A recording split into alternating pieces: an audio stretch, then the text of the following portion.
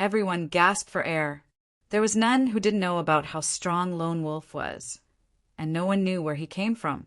He targeted the weaker sex and taxed them, but his power was strong and he was very cruel. It was said that even the masters of the top-grade hidden sex felt threatened by his power. Everyone gasped for air. There was none who didn't know about how strong Lone Wolf was, and no one knew where he came from. He targeted the weaker sex and taxed them, but his power was strong and he was very cruel. It was said that even the masters of the top-grade hidden sex felt threatened by his power.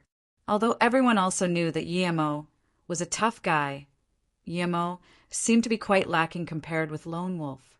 This guy annoyed Lone Wolf for a useless piece of rock. He was really naive. The difference between black and earth level wasn't just a single bit or two. Those who ascended to earth level was the pinnacle of power in the hidden sections. Yemo could easily kill black level masters, but in front of an earth level master, he might not even be able to escape. Shi Wushan also complimented Yemo for his balls, but he still followed on with Yemo's words. 510K first time. Although Lone Wolf was strong, he wasn't afraid of him. Plus, he represented the auction holding side. 2 million. Lone Wolf seemed to be really angry now. Yemo still slowly said 2.01 million. If it was an ordinary thing, he would give it to this guy, but this was Essence Chi Stone. He wouldn't give it away no matter what. Since he was already on Lone Wolf's bad side, he might as well make him more angry and just keep adding by 10K each time. Very well, you got balls. Let me see how long you can keep this or for. Lone Wolf actually stopped bidding.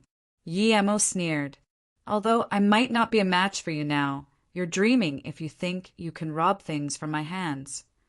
This Lone Wolf was a little stronger than Bien Pa at most, and after fighting with Bien Pa, he had more understanding of the earth level here. It was indeed much stronger than black level, but that was not a reason he would give up on the Essence Chi Stone just because Lone Wolf was earth level. Plus, he also got stronger too. A lady with a green skirt walked in from the back, breaking the aggressive atmosphere in the room. When people saw this lady, they were dumbfounded. This lady was the person who bought the face-preserving pill, and now her face was smooth and silky, completely different from all those spots and craters before. She was a complete beauty and also seemed a few years younger. The most glaring wasn't her skin, but the excitement in her eyes. Everyone knew she was the lady who bought the pill, and she just went to try it out. They didn't expect her to come back like this. They didn't expect the pill was real. Now, even an idiot knew that the face-preserving pill sold for 10 million was real. The silence of the stadium erupted. Almost everyone got up and looked at the green-dress lady. Silence, silence. Shi Wushan called a few times before the scene finally calmed down, but the desperation and desire in their eyes were still glaring. After all, this pill was too overpowered. Everyone regretted in here except Yemo, but it was too late. The pill was already eaten. Seeing the scene had calmed, Shi Wushan then said, "Now that everyone knows that the pill is real, we didn't lie, did we? To be honest, I didn't know if it was real or fake. If I knew it was real and only sold it for 10 million, it wouldn't belong to this lady. Now, please come out and tell us if the pill is real or fake." The green-dressed lady stood up.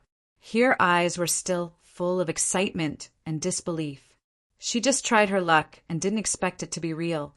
She was rather satisfied with this auction. Now that she needed to stand up and talk, she stood up immediately and said, "I'm sure this pill is real, it's real." Would this be staged? There were already whispers on the side. Bullsh *T. I know that woman.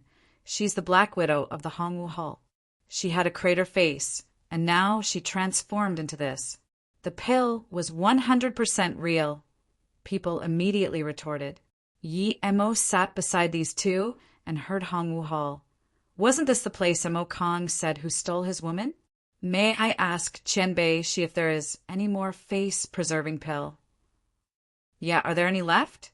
If there is, I will take it for sure.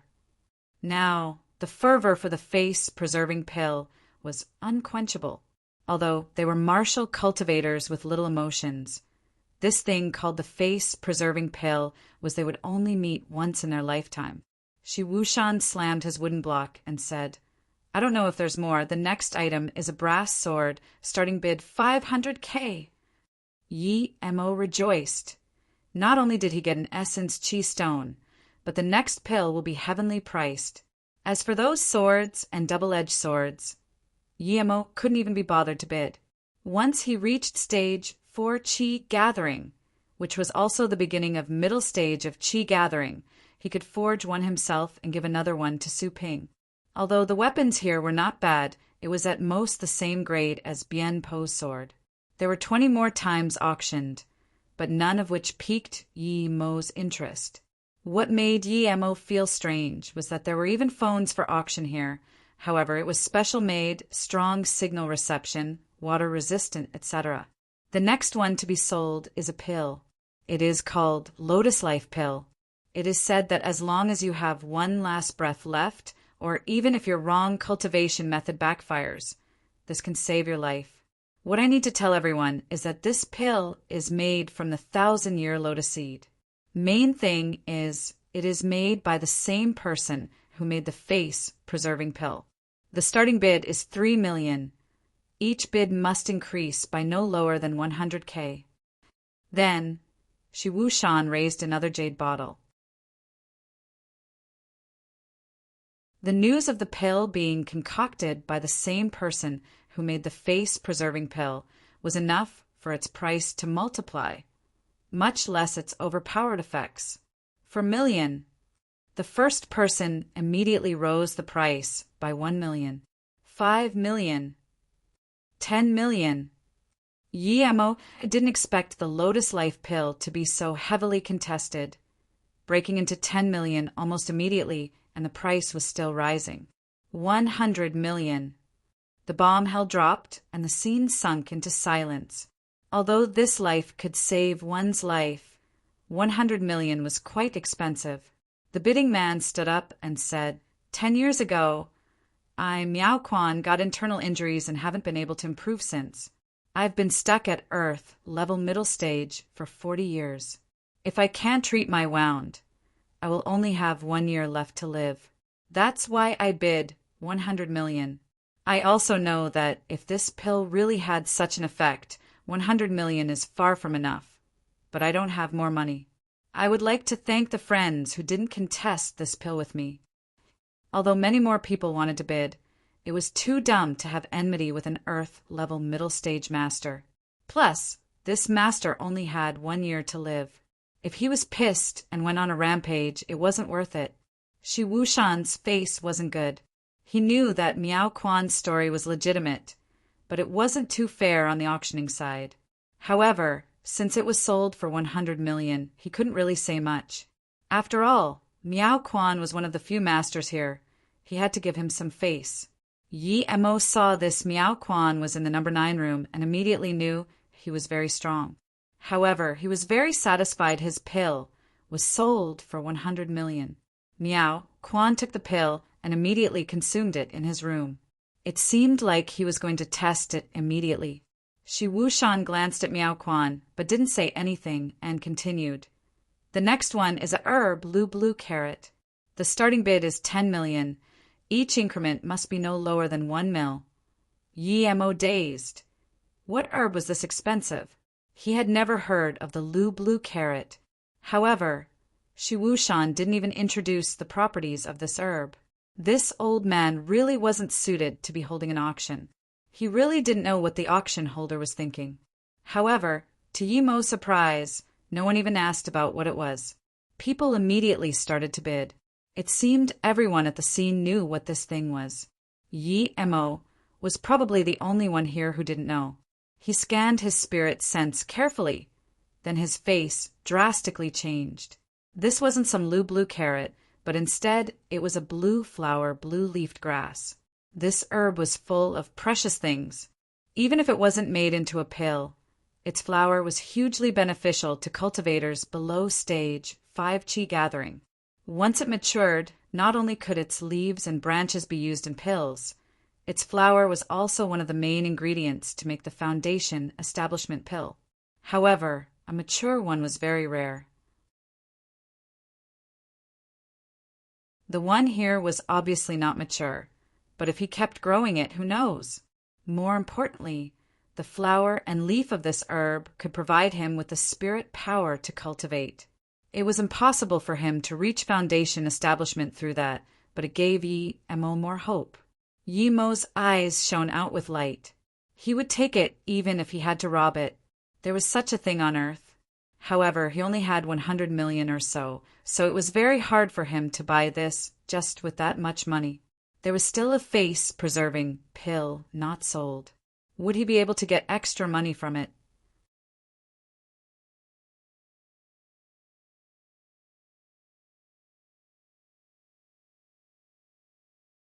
Thinking about this, Yi Mo finally knew why Shi Wushan didn't introduce the properties of the blue-flowered, blue-leafed grass.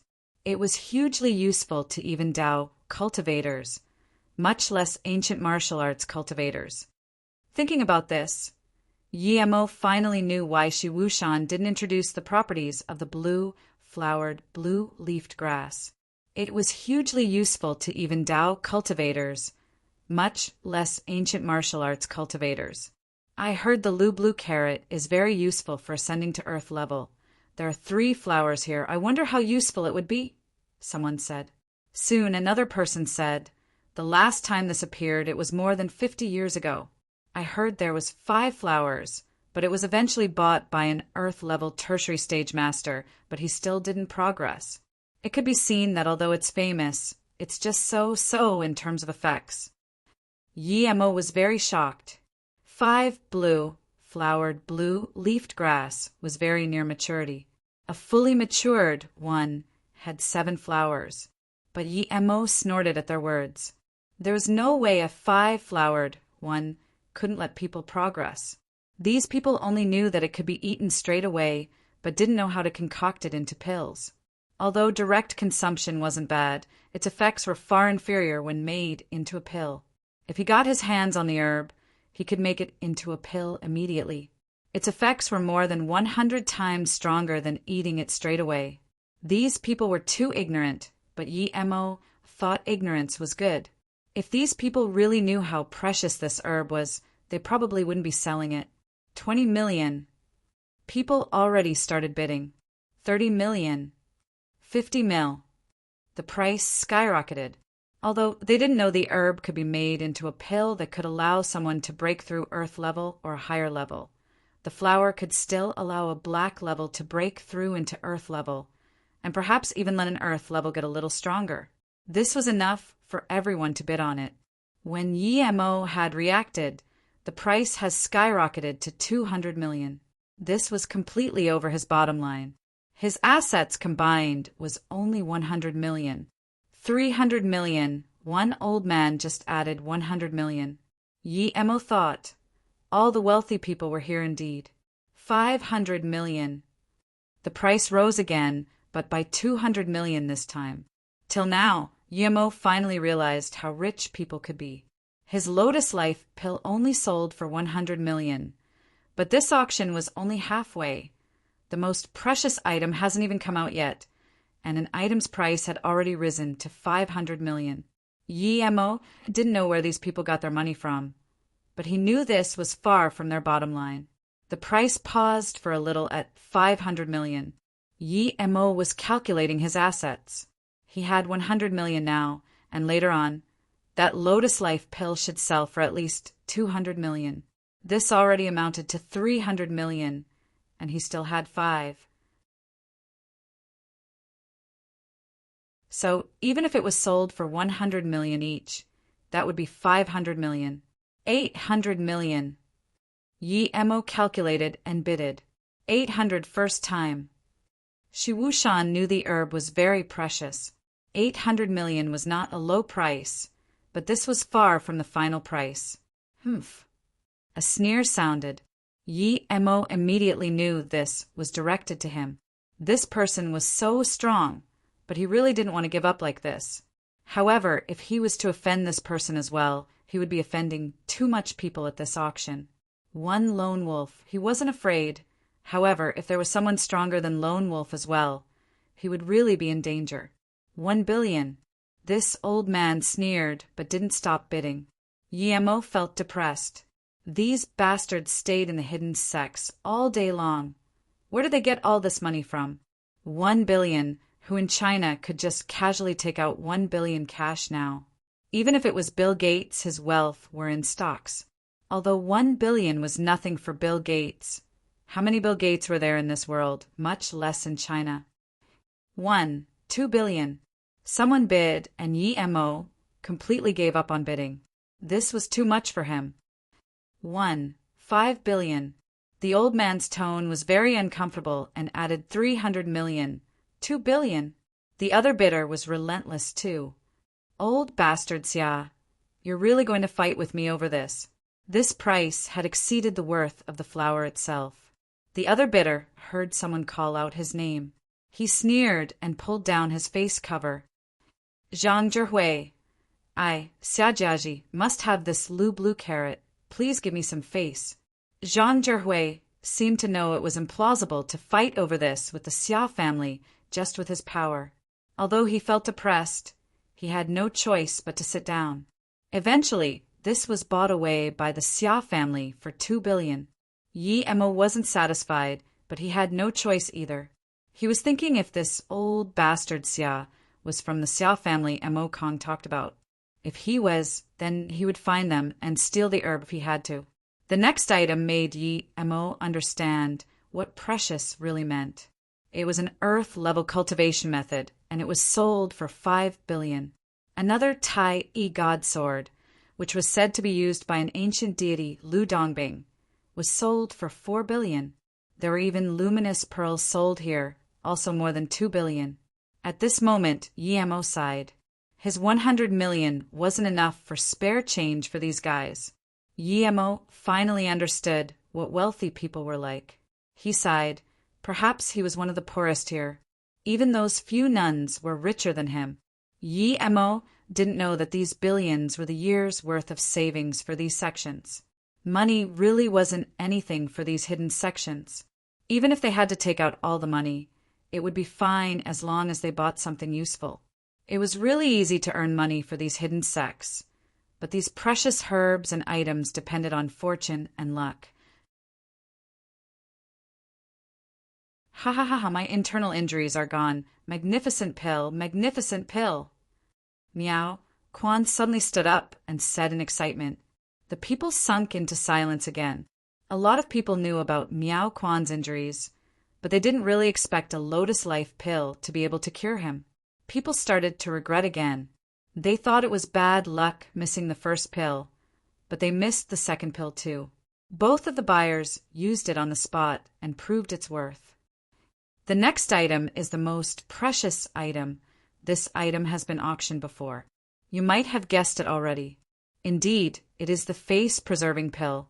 This is the second one in the auction. Starting bid is 100 mil each increment. Before Shi Wushan finished, the stadium was already in pandemonium. After seeing the unbelievable effects of the first and second pill, everyone was excited for this. No one wanted to miss this last chance. At the end of the auction, the climax had come. However, many people's pockets were empty since they had used all their money. Although they knew this pill was unequaled, they had no money to compete for it. However, Guillermo was uninterested. Even if this pill was sold for a heavenly price, he didn't care that much. He didn't want money, but the blue-flowered, blue-leafed grass. 200 million. The first to bid was that old bastard Xia.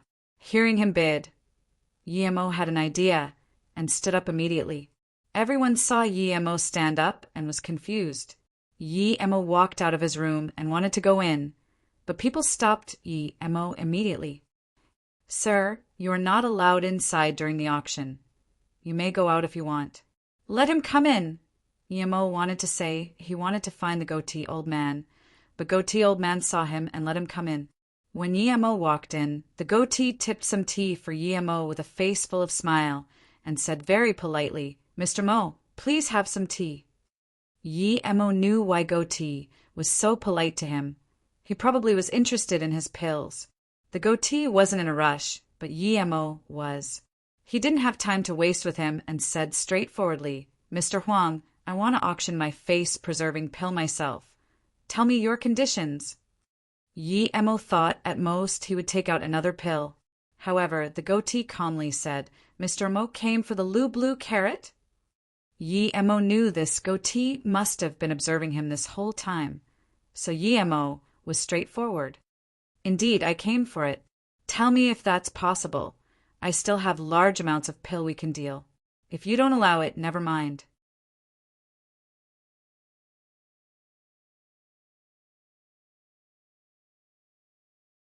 The goatee laughed.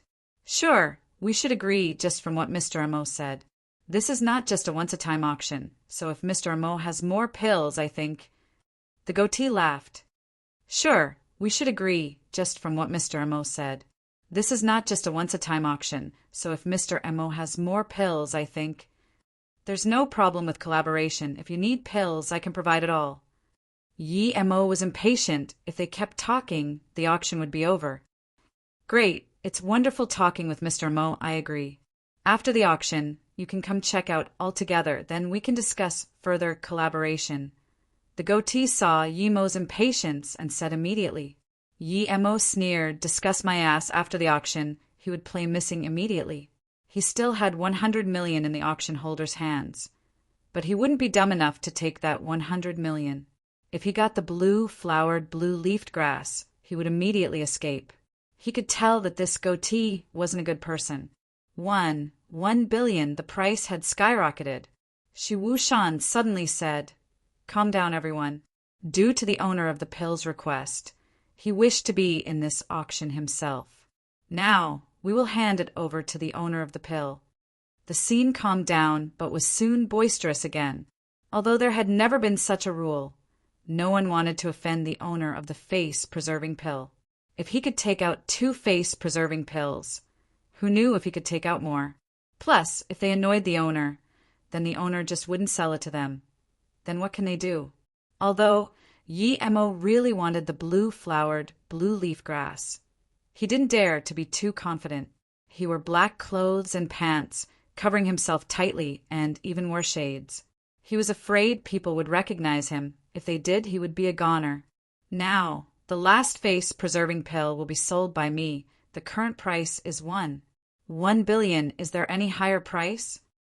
Although Yi Mo changed his voice, some people immediately realized something. The black-clothed woman in room 32 immediately frowned and said to herself, "This guy is so similar to that Dahu, but how can that be?" If she took off her mask, Yi Mo would immediately recognize her to be Jing Shi. "I bid 3 billion. As soon as this voice sounded, Yi Mo was excited. He was waiting for this man to bid. Since he bid, Yi Mo didn't wait for other bids and said, "If it's Mr. Xia, I have a suggestion. If Mr. Xia can take out your blue carrot, this face-preserving pill is yours. The reason I came to do the auction myself is because I'm interested in your blue carrot, Mr. Xia." Yi Mo told the truth because even if he didn't, other people would know, so he might as well say it. But as soon as he said this, the scene erupted. This was because Yi Mo ended people's hopes of buying the face-preserving pill. However, Yi Mo wasn't worried at all and immediately said, "Everyone, please calm down. If anyone makes a hustle, our sect will blacklist you, never to be allowed to buy more face-preserving pills and other pills." "What, there's more?" someone asked immediately. "Of course, our sect is a large set. Since we had pushed out 2, there would definitely be more. These 2 are just a test for the market." Yi Mo blatantly lied. No one knew if the face-preserving pill could grant eternal youth, but it was sure able to make someone prettier. Just due to this, it was worth that much. "When's the next time?" people could wait and asked. Yi Mo slowly said, "When our next batch comes out, we will send out invitations to the world asking everyone to gather again." The Xia family man was a bit hesitant. If there wasn't the next batch, perhaps he would agree. However, if this face-preserving pill was mass-produced, then this trade would be not worth for him. Due to Yimo's words, the auction place calmed down again. No one wanted to offend a big sect who could produce the face-preserving pill. If they really pissed Yimo off, then they would be blacklisted. Plus, they had more than just one type of pill. After a while, the Xiao old man said, "A trade is possible, but I need 2 flowers on a Lublu carrot. If that's not possible, then I would have to reject." The scene rumbled again. The most valuable part of the carrot was the 3 flowers. This guy took 2, then it wouldn't even worth that much. However, Yimo had a fit of excitement. To him, the flower was not bad, but in his hands he could make it grow 3 more flowers. Even if he couldn't, the root and leaves were good ingredients too. That's fine. Yimo suppressed his excitement and agreed. The crowd was shocked, but Yimo quickly exchanged items with the Xiao man and retreated. "Mr. Mo, please sit for a while. After I finish dealing with the other customers, we can discuss our collaboration." The goatee was more and more polite to Yimo, but the glare in his eyes couldn't escape Yimo's spirit sense. This guy was interested in his recipe. It seemed that he didn't just want a collaboration, but instead wanted to devour him whole. As expected, under adequate interest, anyone could be betrayed. However, he was confident that he had never taken off his mask in front of the goatee, so it would be hard for the goatee to recognize him. Seeing Yimo nod, the goatee walked out and Yimo stuffed the blue-flowered, blue-leafed grass in his ring. Then he followed with an invisibility technique. The goatee walked out, closed the door, and locked it from the outside. Then he made a gesture to the 2 guards. It was obvious that he wanted to lock Yimo in. When Yimo walked out of the auction site, many people left continuously. He knew that as soon as he appeared, at least 2 people would follow him. One was the lone wolf, and another was that Zhang Zhihui. Yimo took off the black clothes and continued to walk out of the Shi Shuang temple door while invisible. Amongst so many masters, he didn't dare to use qi, but he could still power walk. What Yimo felt surprised was that after he left, he didn't find Lone Wolf and Zhang Zhihu to stop him. In fact, he didn't see these 2 guys at all. However, he didn't care. He walked a bit and started to hide. He would wait for all these people to leave before leaving, because his invisibility technique couldn't last for too long. If he was seen on the road, he would be dead. And facing so many masters and top Earth level masters, he wasn't sure if his invisibility could trick these people. Master. When Zisu walked out with her master, the shock was still on her face. She was flabbergasted by the face-preserving pill Yimo took out. It was quite hard for their semi-hidden sect to come to this auction. But Yimo could do something so astonishing, and she dared to find retribution on him. The nun beside Zisu said, "We'll talk when we get back." Before Zisu could reply, a woman in black veil stopped them. "2 friends, please." Zisu shook, but the pretty nun saluted a nod and calmly said, "Dao friend, please." The black woman laughed and said, "I want to ask you guys about someone. It's that young man with the black veil. You guys probably know him." Zisu's face went pale. She couldn't understand how this woman knew they knew Yimo. The gorgeous nun's face was also pale. She didn't want to mess with Yimo, but someone came to ask who Yimo was. The first moment Zisu said she had an impression of this person. She knew this person was quite possibly Yimo, who killed Qian Longtu by himself. She didn't even want to mess with such a person.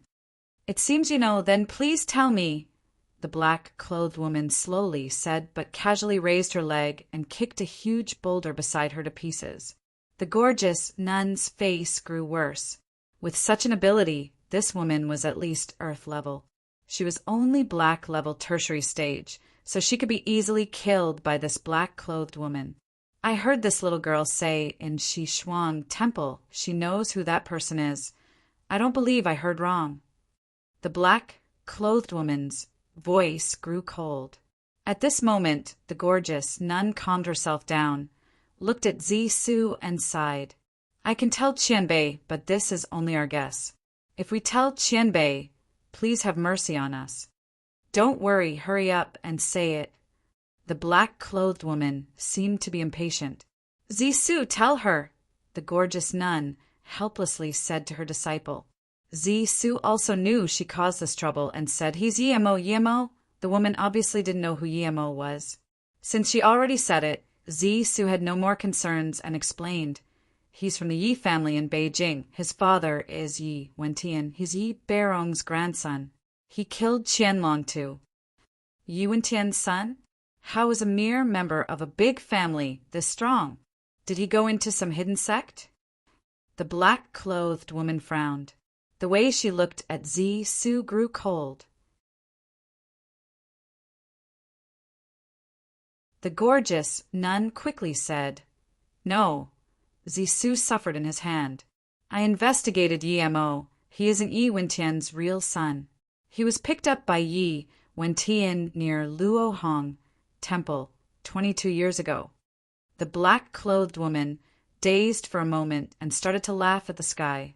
Ha ha ha ha, 22 years ago, another child was found at Luohong Temple. The heavens are helping me. Sure Jia. I didn't expect both of your children to be found by me. Ha ha ha ha. I was thinking where the other bastard child of yours went.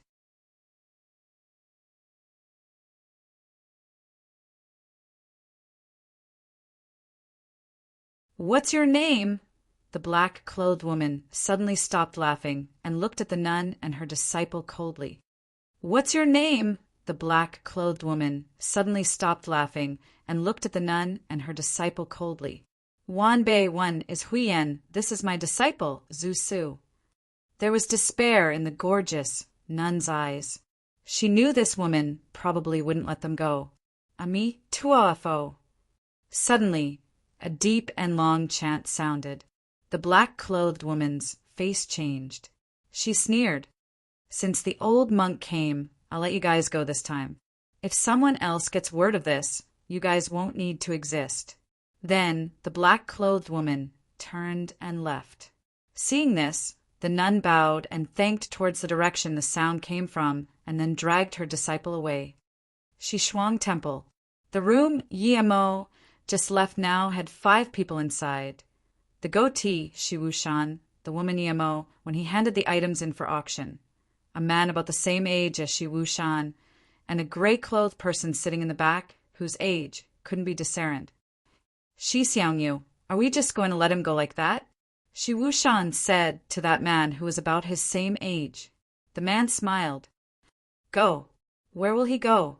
Although I don't know how he got out of the room, but he probably used something to trick the eye. Huang, when hadn't cultivated ancient martial arts, so it's natural that he was tricked.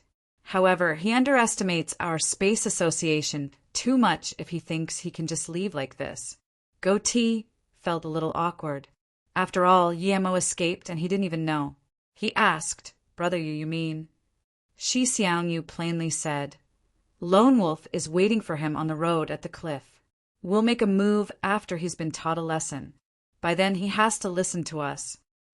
The woman who hadn't talked frowned and said, Shi Xiangyu, although your idea is good, this Moing had killed Zheng Qingze as well as the Gu brothers. He's not so simple. Shi Wushan continued, Lady Fang, don't worry, I've seen both of his fights. He's at most the peak of black level. Compared to Lone Wolf, who is earth level, he's far weaker. Shi Xiangyu nodded. Shi Wushan is right. He should be no match for Lone Wolf.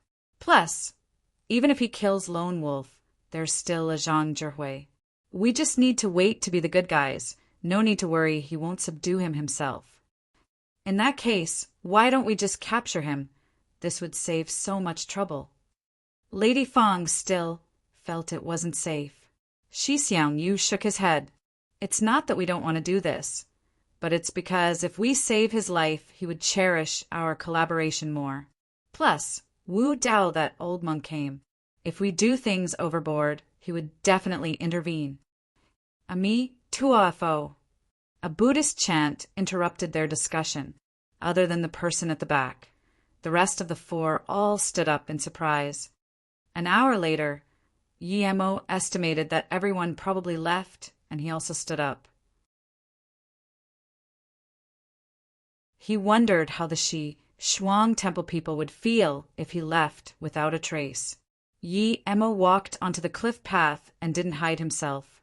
With his current state, invisibility would be discerned by others if there was any qi released. However, when Yemo just walked halfway, he stopped. His spirit sense had scanned Lone Wolf, who was not far. This guy was really persistent, waiting for him here. It was impossible for Yemo to turn and leave. Shuang Temple had much more sinister plans for him. You really know how to hide, but even so, don't think you can hide from me. Hand me everything you have and sever one arm yourself. I'll let you live today. Lone Wolf was very arrogant. Yemo sneered. He knew that a lot of people knew Lone Wolf would be blocking here, but Yemo was sure no one was peering on. It was hard since the road was built into the cliff face, and outside was a bottomless ravine. In that case, Yemo had no concerns. This Lone Wolf was at most the same with Bien Pa, perhaps a little stronger, but he was much stronger than before. Although he knew there was a fundamental difference between Black Level and Earth Level, he wasn't afraid of this Lone Wolf. You really want it? Yemo walked forward a few steps, not showing even a trace of emotion on his face. Lone Wolf stared closely at Yemo. Yemo was still 3 or 4 meters from here. If Yemo dared to take another step, he would attack immediately. He only had to make sure that the body didn't fall off the cliff. He observed that there was no weapon in this young man's hands, and he didn't seem that strong. Stop wasting time. If you don't hand it over, I will attack. Lone Wolf sneered and then raised his fist slowly. He didn't need to use a sword against someone like Yemo, then go die. Yemo suddenly had a long sword in his hands and hacked towards Lone Wolf's head. The frosty wind aroused by the sword seemed to materialize. As soon as Yemo hacked, the wind had crossed a few meters and came above Lone Wolf's head. Lone Wolf was shocked. He didn't have time to think where Yemo's sword came from. He jumped off the road and attacked with his fist at the same time. Lone Wolf's eyes were rather good. Thud! The back of Yemo's sword clashed with Lone Wolf's fist. Yemo took a few steps back as the blood in his heart ruptured. He complimented Lone Wolf's reaction and eyes. Even when his fist was rushed, Yemo still took some damage from it. If they were fighting on flat surface, he would have no advantage at all. However, this sudden sword attack still made a large wound on Lone Wolf's chest. However, it wasn't any real injury to Lone Wolf. The only advantage Yemo created was forcing Lone Wolf off the cliff road. At this moment, Lone Wolf flipped in the air and wanted to come back onto the road. Yemo's main purpose was to force Lone Wolf off the road. If Lone Wolf came back, he would lose all the advantage he had. Perhaps he would really have to jump off to escape. Since he achieved his goal, he wasn't going to let Lone Wolf come back. At this moment, Yemo knew his difference with the Earth level was really huge. Before reaching stage 4, he wouldn't be able to fight them properly at all. Bastard, you want to die. Lone Wolf was inexplicably angry. He was ambushed by an insect he could kill at any time. He flipped in the air and was about to land back on the road. However, Yemo didn't hold back at all. He sliced multiple wind blades at Lone Wolf. It was as though Lone Wolf was coming back for him to kill. Yemo used this move against Bien Pa and felt it was quite handy against martial art cultivators stronger than him. Just when Lone Wolf was about to land, he felt a frosty wind come at his face.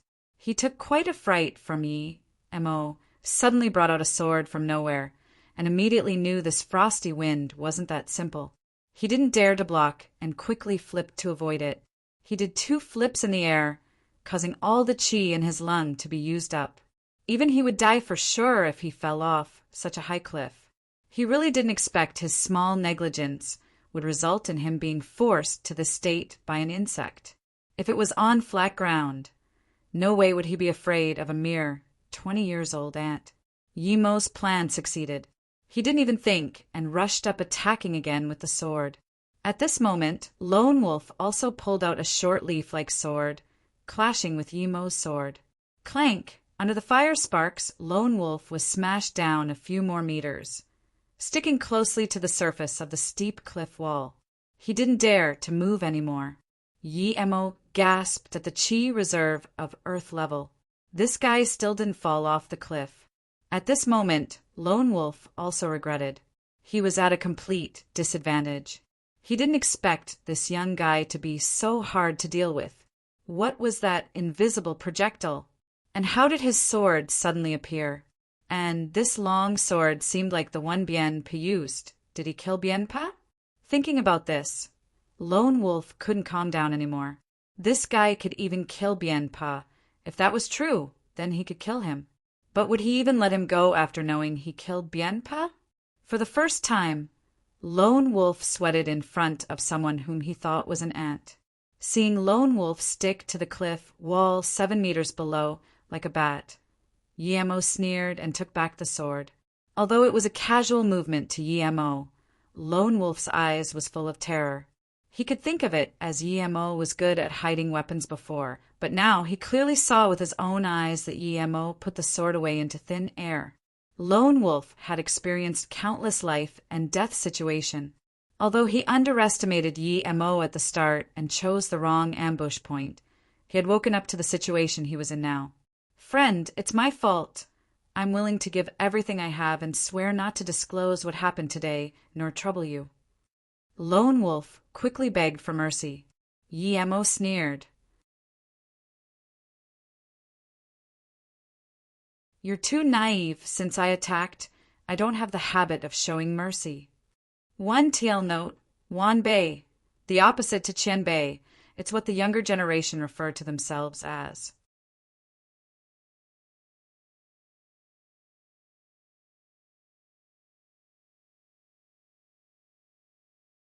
Lone Wolf suddenly sneered.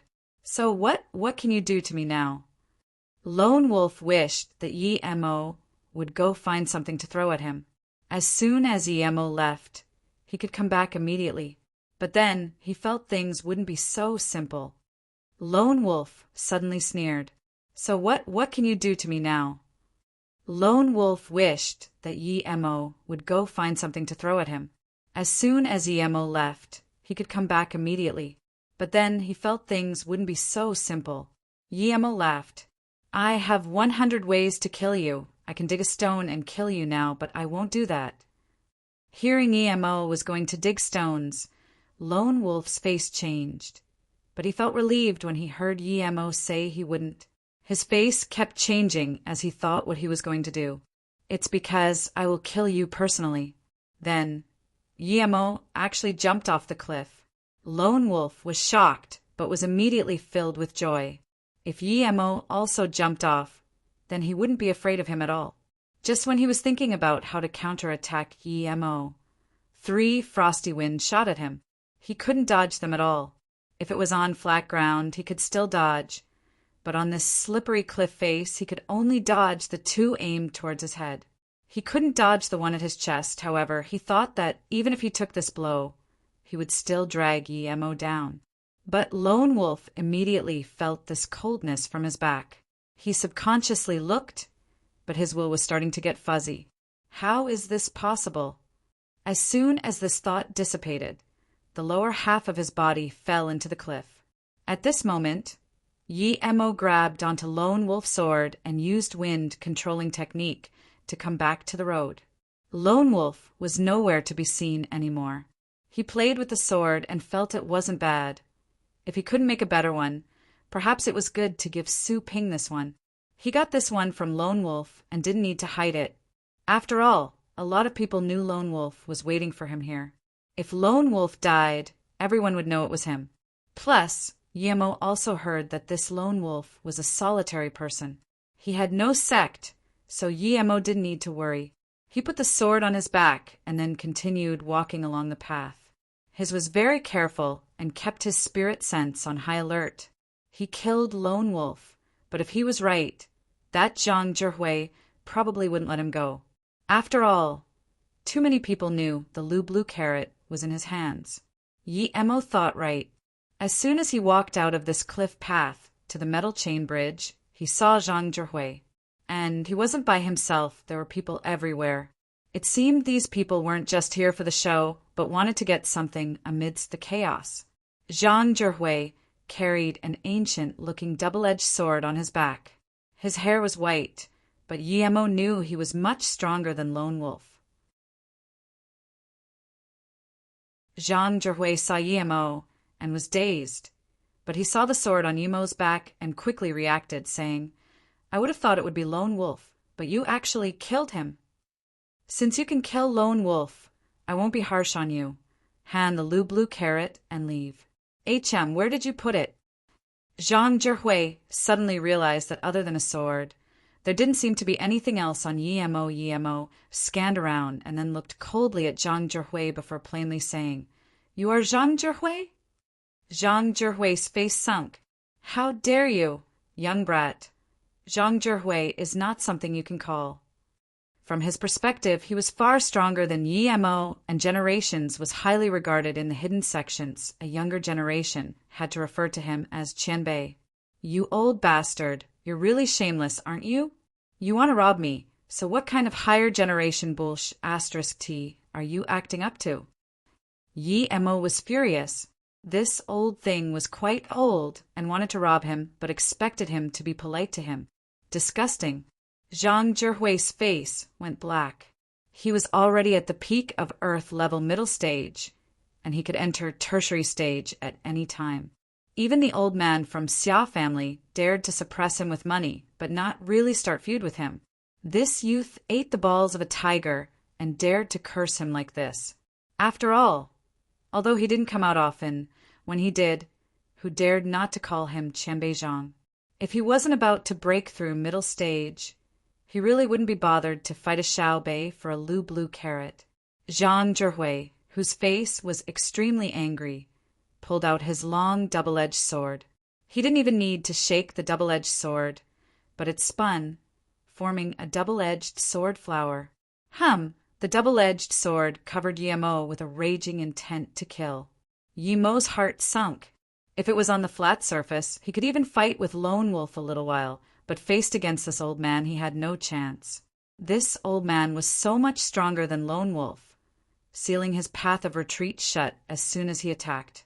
Yi Emo had nowhere to hide and was able to barely defend the double-edged sword with his sword. Yi Emo thought of countless ways, but only one could defeat the old man. If he bombarded the old man with all of his fireball charms while using the wind blade, perhaps he could heavily injure him or even kill him. However, he didn't want to do that. If he did, then so many people would see his trump card. Most importantly, even if he killed Zhang Zhihui like that, he would be heavily injured too by Zhang Zhihui's last attack. With so many people watching, he wouldn't be able to escape at all. Clank, clank, clank. After a fit of clashes, Yi Emo took many steps back. His sword was full of creases, and his clothes was shredded. There were 2 long gashes on his chest. "Insolent Xiaobei, you dare to be so arrogant with a mere black-level power." Zhang Zhihui had always cared about his image. He originally just wanted to dispel Yi Emo's cultivation, but now he had to kill Yi Emo. Yi Emo just took one move from Zhang Zhihui and knew he had to run. It was impracticable to run back because he scanned 2 more people from the cliff road. These 2 came from the auction holder. They came looking for his trouble for sure. He looked Zhang Zhihui's cold and contemptuous eyes and knew he had to jump off the cliff. But even so, he had to have a place to land. If he fell off such a slippery cliff face like Lone Wolf, he might fall to his death even if he had wind-controlling technique. The 2 people were getting closer and closer. Yi Emo didn't know if Zhang Zhihui intentionally forced him back, so the 2 people from behind could corner him. But he had listed this Zhang Zhihui in his must-kill list. This old thing, when his power increased, the first thing he would do was to kill him. Yi Emo really wanted to ask which sect this old thing came from, but he didn't dare to ask because if he did, perhaps they would know he could escape. He had to make his next step perfect because he scanned a spot where there was a protrusion from the cliff face 100 meters below. He must tap there after jumping off before continuing the fall. Old fart, take another one of my swords. Yi Emo jumped up and charged toward Zhang Zhihui while raising his sword and hacking toward Zhang Zhihui's head. You're asking to die. Zhang Zhihui saw Yi Emo's vitals were wide open and sneered. This guy wanted to die so much that he dared to use such a move against him. Zhang Zhihui's double-edged sword smacked Yi Emo's sword flying and then turned around immediately. He was very angry at Yi Emo and wanted to kill him immediately. Everyone seemed to know what would happen to Yi Emo next and didn't want to look. Yi Emo would land after his attack was blocked by Zhang Zhihui. As soon as he landed, he would be cut in half by Zhang Zhihui's following attack. It was as though he gave himself to be killed by Zhang Zhihui. It was impossible, even if he wanted to jump off the cliff. No one could avoid Zhang Zhihui's sword at that point. This guy is so pitiful, he's going to be cut in half from the waist. The nun called Xiaoyu from the Lianhangjing Mosque didn't dare to look and turned around. The older nun held the younger nun and said, Master said, when we go out we mustn't underestimate others just because we're from the hidden sections. The reason that young man is at where he is now is because he was too arrogant. You really got away easy. Even I didn't recognize who was you. A black-clothed woman looked at Yi Emo and coldly said, Qianbei Zhang, don't kill him. The two people from behind rushed up and saw the scene where Yi Emo was about to be cut from the waist. But Zhang Zhihui's sword already sliced out. These two people called out a little too late. However, Yi Emo defied everyone's expectations and didn't land underneath Zhang Zhihui's sword. Instead, he seemed to be pushed off the cliff by Zhang Zhihui's sword. How is this possible? Zhang Zhihui dazed. There was no way Yi Emo could fall off the cliff in that situation. Did his inner qi blast Yi Emo away? This was impossible. How is this possible? All the onlookers were confused. They didn't think Yi Emo could fall off the cliff. It was impossible to change direction in air without applying force. Even an Earth-level tertiary stage master couldn't do it. Did they see wrong?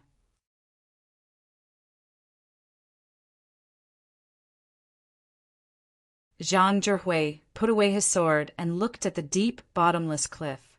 Yi Emo fell down like a meteor, and there was no way he could live. Zhang Zhihui put away his sword and looked at the deep, bottomless cliff. Yi Emo fell down like a meteor, and there was no way he could live. Brother Zhang, what was that? Even Shi Wushan was confused. Zhang Zhihui nodded and said, Perhaps I used too much force on that sword, and I didn't expect this punk to be so weak that he got blasted away by my sword. Although people were still confused, this explanation could barely work. Sigh, that's a pity. In that case, friends, goodbye. We will be packing away the metal chain bridge. Shi Wushan's eyes was gleaming with light as he spoke to the crowd. Zhang Zhihui's face was bleak. Although he really didn't want to go like this, the auction holder had already made the announcement. This was someone else's land, so he had no excuse to stay. He knew that as soon as he left, they would go down the cliff and find that young man. That meant that he did all the hard work and couldn't get anything. Although he was depressed, he had no choice. Everyone seemed to know what the auction holders were thinking, and all left. Since that guy was wanted by the auction holder, there was no point in staying here. The black-clothed woman looked at where Yi Emo fell and frowned. She seemed to have thought of something and had a cold smile on her face before turning to leave with everyone. Of course, Yi Emo knew it was risky using wind, controlling technique like that. Some people might even realize it, but he had to do it. First, if he didn't do that, Zhang Zhihui would kill him as soon as he landed. That wasn't even the main point. Although he was no match for the old man, it wouldn't be so easy to kill him. The main thing was Shi Wushan and the other person came. Shi Wushan and his men didn't just want his life. They wanted to suck him dry before killing him. It was because of that Yi Mo still used the unbelievable wind controlling technique to fall off the cliff despite having the risk of being caught out. Yi Mo fell down the cliff and landed on the spot where he wanted. Then he kept falling, and soon he fell another 100 meters. After falling a few times rapidly, even he couldn't handle it, but luckily he finally fell to the bottom after 1,000 meters or so. The bottom of this cliff was completely different to the bottom of the cliff at Shanongjia. There was mist everywhere, but it didn't disperse. It stuck to the bottom of the cliff. Yi Mo could see animal bones scattered everywhere. There were even some human skulls. Yi Mo didn't want to stay for a moment longer at the bottom of such a cliff. Yi Mo came to the other side quickly, but he didn't go up. If he went up now, perhaps he would be caught by the old guy Zhang Zhihui just in time. He had to go immediately. He looked at the sword and had an idea. He casually dumped it nearby. Then Yi Mo resisted the disgust and kept jumping ahead at the bottom of the cliff. He knew that those old men would come here soon as well. These people thought he was a treasure cove, so he didn't dare to stay for a moment. Although his power wasn't as strong as Zhang Zhihui, his escaping means made him not fear even the top masters here. He had wind-controlling technique and cloud shadow step. This place was crooked and uneven, but it was the same as any highway or road to Yi Mo. 2 hours later, Yi Mo found that there was no way forward. There was another cliff wall in front of him. If he had to go forward, he would have to turn, but he didn't want to. Who knew where he would turn to? Perhaps he would go back to the Shi Shuang temple. He had to go up from here. Yi Mo didn't hesitate and started to jump up from the cliff face. Although it was a few 100 meters tall, it was no challenge for Yi Mo. With the help of wind-controlling technique, he got back to the top very quickly. As soon as Yi Mo landed on the top, a figure flew by and landed not far in front of him. "You're very fast. I didn't think you would be here as soon as I arrived." It was a woman covered completely in black. Yi Mo heard the voice and knew who she was. It was Jing Shi. "It's you." Yi Mo's heart sunk.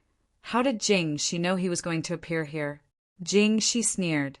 "If you don't want to be surrounded here, then follow me." Then she turned as though she knew Yi Mo would follow. Yi Mo had no choice indeed. He knew that if he stayed here, he would be in danger. Since Jing Shi knew he would come up from here, perhaps other people would know too. Jing Shi's speed was very fast. She didn't seem to worry Yi Mo wouldn't be able to keep up. 2 hours later, it was near noon. She brought Yi Mo left and right until they arrived at the stadium where Yi Mo followed her before.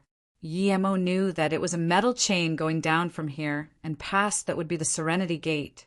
He didn't know why she brought him here. No matter what, Yi Mo wasn't scared.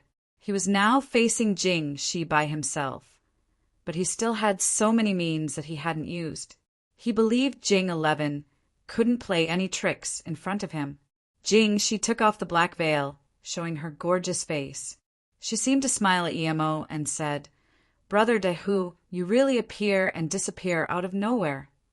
Yi Mo knew he was recognized and also pulled off his face cover as he blandly said, "I don't dare to be called brother.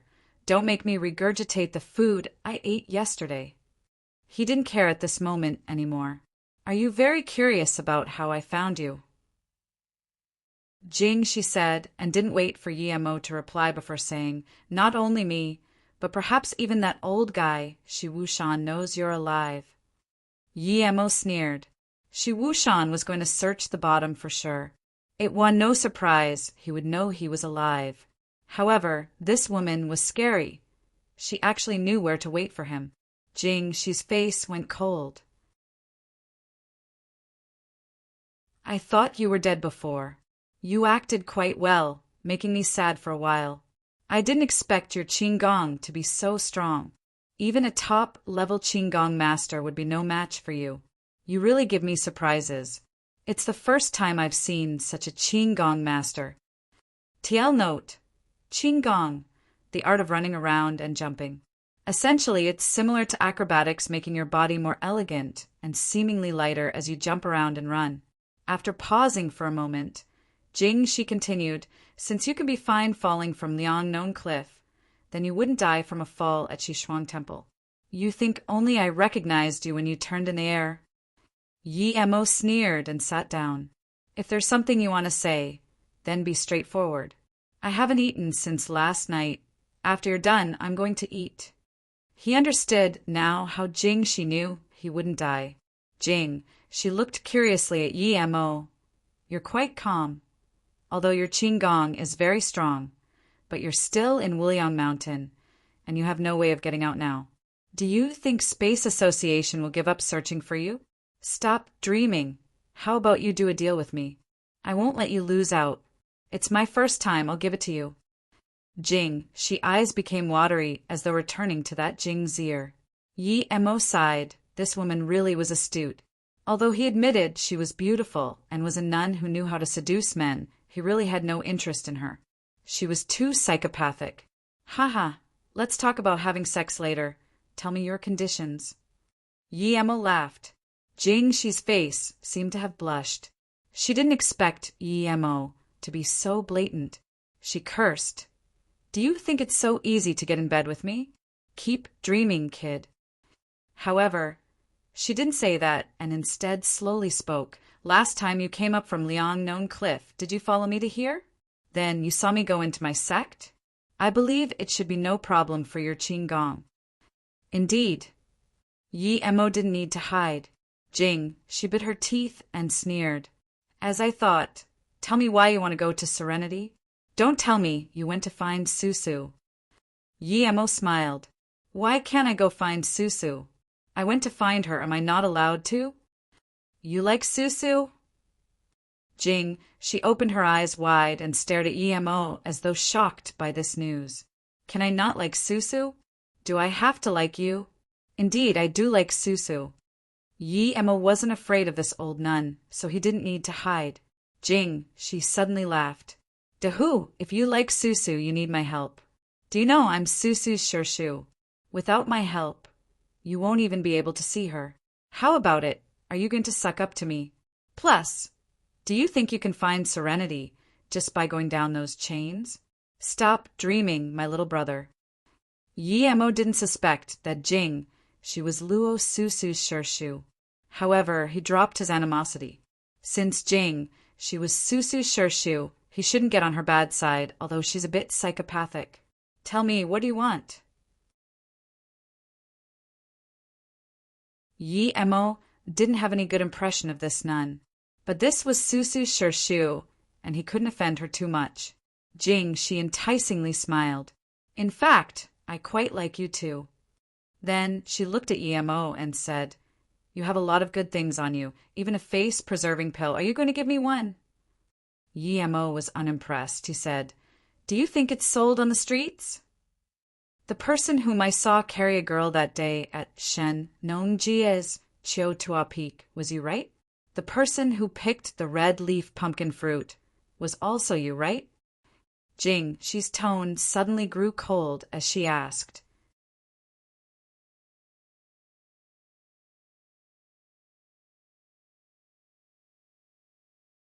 Yi Mo also coldly glanced at Jingxi. If you want to ask me about this, I'll tell you the truth, I don't know. If you want face-preserving pill, I don't have any now. These pills aren't mine. If you don't have any other questions, then I'm leaving. Yi Mo also coldly glanced at Jingxi. If you want to ask me about this, I'll tell you the truth, I don't know. If you want face-preserving pill, I don't have any now. These pills aren't mine. If you don't have any other questions, then I'm leaving. Jingxi giggled. I really can't do anything about you, little guy. Don't say so much if, can you leave? Susu will be engaged with the Diansong sect next month. I hooked them up. Yi Mo abruptly stood up. Take me to see Susu now. If she's willing herself, then I have nothing to say. But if you forced her, then don't blame me. So much anger. So what if I don't bring you to see Susu? Do you think a mere black-level martial artists like you can face off Diansong? They can kill you with one finger. Jing 11 didn't care that Yi Mo was mad at all. Yi Mo stayed silent for a moment before saying, Lu Blue Carrot isn't on me now, but I can promise to give you that flower. As for the face-preserving pill, I can ask that Qianbei for you. I also want your qing gong, Jing, she plainly said. Yi Mo coldly looked at Jing X. Even if I give it to you, you won't be able to learn it. Jing, she contemptuously said. That's my problem. I don't need you to worry. Just tell me if you agree. Okay, if you bring me to see Susu. Yi Mo agreed to Jing, she's request without hesitation. To him, Cloud Shadow Step was nothing. He was a cultivator. He really didn't care much about a martial art. Jing 11 smiled. You're really obedient. Now, come on with me. Seeing Jing, she not ask for anything. Yi Mo phased. You're not worried I go back on my words? Jing, she laughed. That's only if you can. Do you think you can come out after I bring you in without me? I'm really starting to like you. You're so naive. Yi Mo was disgusted, but he knew what Jing she meant. It was due to Qi, but fortunately, Jing, she didn't know he had the key. It was because he had the key that he forgot that it was needed to go in and out. Jing, she brought Yi Mo onto the metal chain, and at the end, she opened a small door on the side of the cliff with a card and brought Yi Mo in through a small door. She saw Yi Mo didn't seem to be surprised at all and curiously asked, Why aren't you surprised at all? Can you find here without me? Yi Mo was thinking there was no way Jing, she would be so easy to talk to. He just didn't understand what she was going to do. Now that Jing she asked, he thought of her contemptuously. Without you leading the way, I'd go in faster. MHM, I can't come here without you.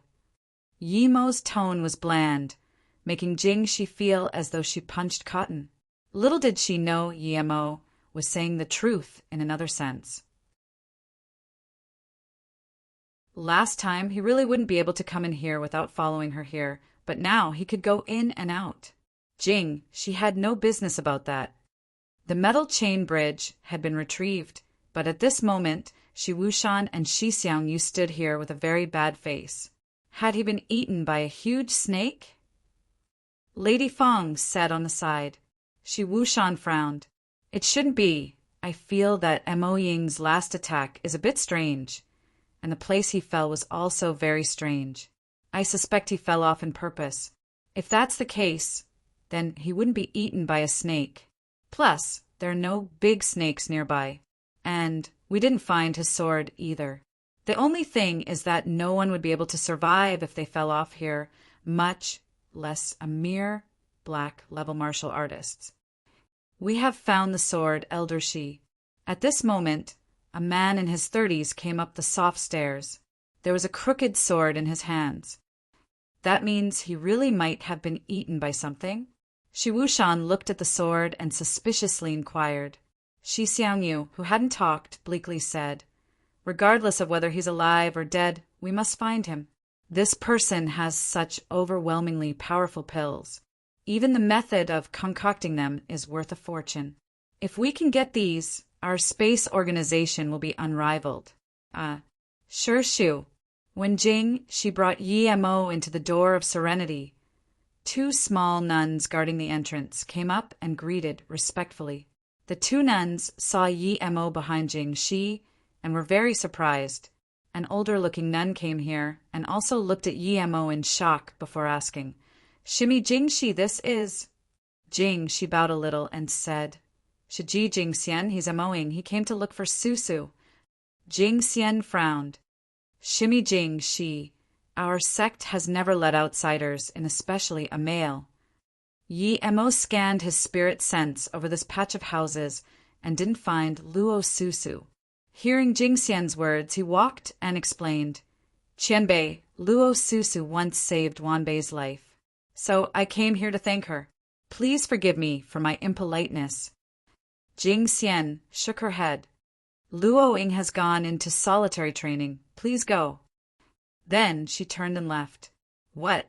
Yi Mo was shocked, as though he was struck by lightning, and stood where he was. Luo Ying, Jing Xian just said Luo Ying? Qianbei, please hold up. After Jing Xian walked very far, Yi Mo reacted and chased up, stopping Jing Xian. What else is it? Jing Xian frowned and asked. She was more and more unhappy with Jing Shi. She openly brought a man into serenity. This was intolerable, but she also knew Jing. She didn't even care about her, the leader of the sect. Qianbei, what was that about? You called her Luoying? Yi Mo shakily asked. He had been thinking day and night, but he didn't expect to hear the name Luoying here. Jing Xian looked strangely at Yi Mo before saying, Luoying is Luo Susu. She has changed her name to Luoying. Yi Mo shakily asked again, Can Qianbei tell me why she changed her name? Because Susu said she always dreamed about herself being called Luoying, so she changed her name. Jing Xian looked at Yi Mo and sighed. She shook her head and turned to leave. Yi Mo's head buzzed, however. He was dumbfounded. It was his master indeed. She transmigrated here just like him. But his master could only remember her name and forgot about everything else. Master, I finally found you. Luoying, I finally found you. No wonder he felt a sense of familiarity from Luo Susu in the desert. She really was Luoying. But why did Susu come so much earlier than him? Or was it perhaps he came here as soon as he was born, but only remembered the things after he was traumatized? Or was it due to time and space that he came 20 years later? In that instant, all thoughts of emotions came. Yi Mo had a feeling as though his chest was being burnt fire. In the back mountain of serenity in a stone room, a white-clothed woman, as though the goddess of eternity, sat quietly on a round cushion. There was no movement. Her face was so pale that there was not a trace of blood on it. Even so, it still couldn't cover her world-stunning beauty. However, in front of the cushion, there was blood on the stone floor. It was easily discernible that it was her blood. She had stopped cultivating because she knew if she cultivated, she would spit blood. At this moment, she had an empty water bottle in her hands. Her eyes seemed cloudy. In her dreams and consciousness, there was always a figure hovering about. However, when she wanted to see clearly, that figure disappeared. Now that she couldn't cultivate, the figure in her head appeared more frequently. It was as though she had known that person a long time ago. Eventually, that hovering figure stopped, and she discovered it was Yi Mo. After a long while, she breathed comfortably and felt the jade necklace on her chest. The jade was only the size of a pea. She knew that if it weren't for this jade, she would have been tortured to death by this frost room.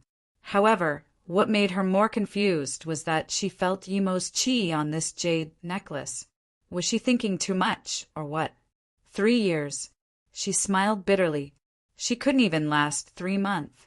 If this pea-sized jade disappeared, it would be the time she died. Even her master couldn't last 2 years. How could she last 3?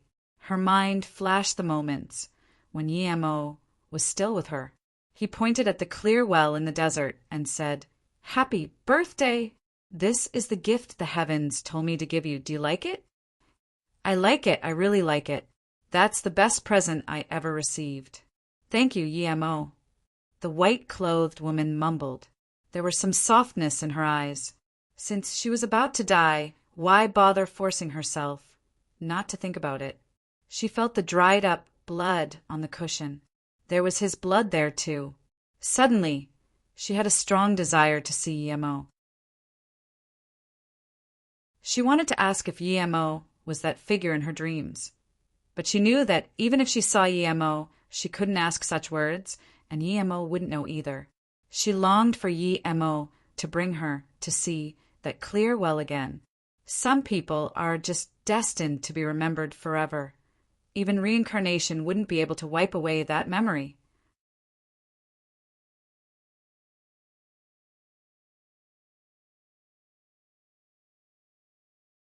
Susu. The door to the stone room was opened, and Jing, she walked in. Susu. The door to the stone room was opened, and Jing, she walked in. Luo Ying slowly looked up, confused. Her food and water was sent here once a week, and the one to send it shouldn't be Jing, she sure shoo herself. Why did she come today? Luo Ying knew Jing, she sure shoo didn't like her. Seeing Luo Ying just look at her once and had no reaction, Jingxi smiled and said, "Do you know who came to see you today? He says he's called Yemo and he says he likes you a lot."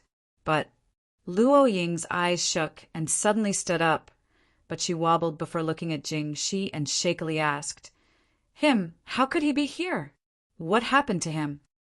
Jingxi's face suddenly went cold. "Didn't you say you're not lusting the mortal world? No wonder you kept rejecting when Jian Song's Bian Chao came to propose. It's because you have a man you're quite bold." Luo Ying wobbled, but she bit her lips and didn't say anything. She was only thinking about that figure. She thought she would forget about it after coming back, but she knew she was wrong. Not only was that figure becoming clearer and clearer, it even kept appearing in the depth of her dreams and memory. She only needed to look at Luo Ying's state to know Luo Ying had feelings for Yemo. There was a fit of discomfort in her heart. Although she had no interest in Yemo, she still felt very uncomfortable seeing the two like this. She stole her man, and Yemo didn't even look properly at her, but publicly said he liked Luo Susu. If she liked Yemo too, she wouldn't be able to win against Luo Susu. Both of this mother and daughter was bad. They both liked stealing men.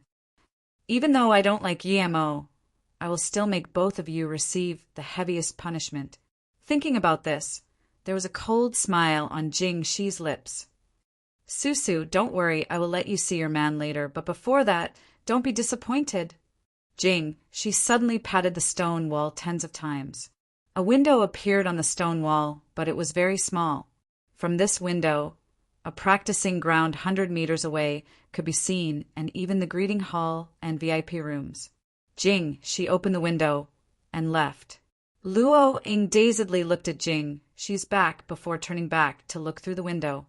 Her heart was chaotic. She didn't know what would happen to Yemo. If Jingxi Shu got angry, Yemo wouldn't be able to leave for sure. Yemo was shocked into a state of chaos by Luo Ying's news. When he woke up, he just saw a small, fresh-looking nun standing in front of him. The nun saw that Yemo woke up and quickly said, "Xiong, the leader told me to send you away from Serenity." Before she finished, Yemo immediately interrupted her. "Tell your leader, I will take Luo Ying away today. No one can stop me." At this moment, there was only Luo Ying in his heart. Even if he destroyed Serenity, he would still take away Luo Ying. No one can stop his determination.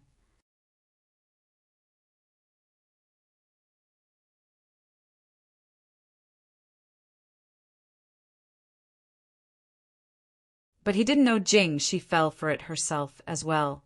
When Luo Ying saw Yemo through the window, she suddenly wanted to cry. She remembered last time in the desert when those bugs were about to engulf her. It was Yemo who came and carried her away. Then she remembered when Yemo couldn't escape the bugs, he would rather throw away the life-saving bag than dump her. And before he was about to die, he even slit wrist and let her drink his blood. Did he come here today to bring her away? Did he bring her to see that clear well? However, the next scene made her feel like her heart was being sliced. She couldn't understand why she had such feeling. Yemo never gave her any promise, nor did she to Yemo. But when she saw Yemo hug that woman, the way the two were acting, she couldn't prevent herself from crying. She felt her chest was shattered and all her power was leaving her. She didn't want to look at him, but she couldn't stop herself. She remembered Jingxi's parting words. "But before you see each other, don't be disappointed." Was she disappointed? Why did he come and find her, but act like that with Jingxi Shu? Why? Luo Ying knew she intentionally seduced Yemo, but Yemo's reaction made her feel very bad. No matter how loose Jingxi was, she couldn't accept Yemo being loose with Jingxi together. She felt like she remembered Yemo from her past life.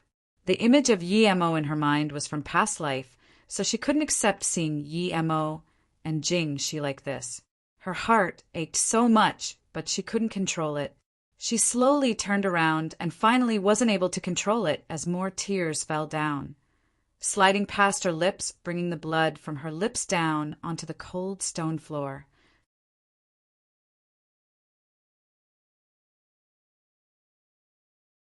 Yi Mo calmed down and casually grabbed Jing Shi and dumped her on the bamboo mat on the side.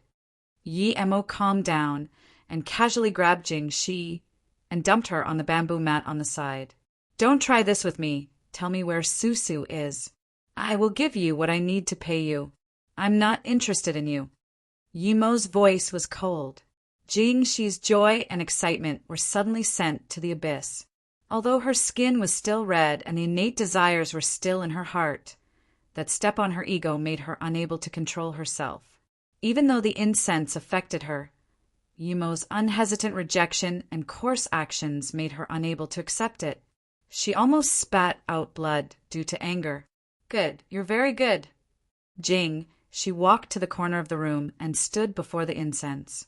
Then she turned and coldly looked at Yi Mo as she said, You will regret it. You want to see Susu in your King dreams.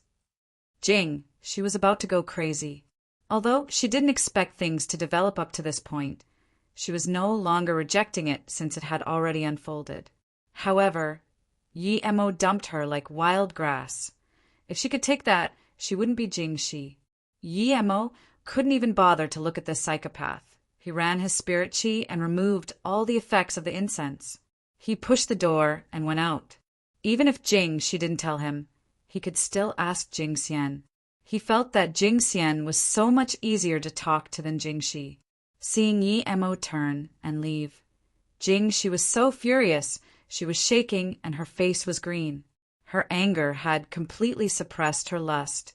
She originally just wanted to push Yi Mo away halfway, but it was now her turn to lose face. Other than her Jia stealing her man all those years ago, she had never been so furious. This family didn't have a single good thing. Revenge, I want revenge. Jing Xian sat at one room and seemed to know Yi Mo had come. She said to Yi Mo at the door, Since you came, come in then. Yi Mo pushed the door open and entered. He bowed to Jing Xian and said, Jing Xian Qianbei, I know you're the leader of Serenity, but I have to take away Susu today. No matter what I have to take her away, please allow me so. You really like her? Jing Xian didn't look up but sighed and said. Yi Mo very firmly said, Yes, I like her a lot. Please let me. I can bring out something Qian Bei will be happy with. I'm not treating Susu as a thing, but it's just my gratitude for your sect bringing her up. Sigh. After a long silence, Jing Xian sighed again and continued, Luoing, Susu, this child. You were able to pull out from that situation. It could be seen you're no ordinary person. In that case, I will make the decision. Hold up. Suddenly, a voice broke Jing Xian's words. Jing, she had dressed up now, and there were 3 middle-aged nuns behind her. Yi Mo glanced at these few people. These 4 nuns were actually all earth level. Other than Jing Xian, Serenity had so much power.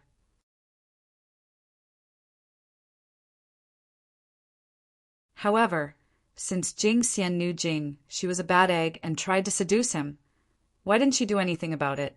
Was she just a puppet leader? Jing Shi sure may. What else do you want to say? Although Jing Xian's tone was calm, Yi Mo heard the shakiness in her tone. It was an anger that couldn't be let out. Jing, she calmly said, Leader Jia, this man is from the mortal world.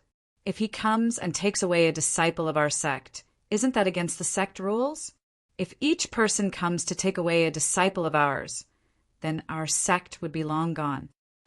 Jing, she frowned and slowly said, Shermei, you're the one who brought him in. And you also said he wants to see Luoing. Why are you saying this now? Jing, she suddenly angrily said, It was only now that I knew he was a covetous bastard. He tried to harass me. I also saw he was so desperate to see Susu that I let him in to see her. But I didn't know he was like this. I've went against the sect rules. I'm willing to be punished. After Jing Shi's words, the three nuns behind her started to look at Yi Mo with disgusted looks. Obviously, they believed Jing Shi's words. Yi Mo sneered but didn't talk. He looked down on these nuns, thinking they were dumber than idiots. Jing Shi's words were full of holes, but they still believed her. However, he knew that Jing Xian probably knew he wasn't like that, so he didn't bother to explain. Then, what do you think we should do? Jing Xian sighed.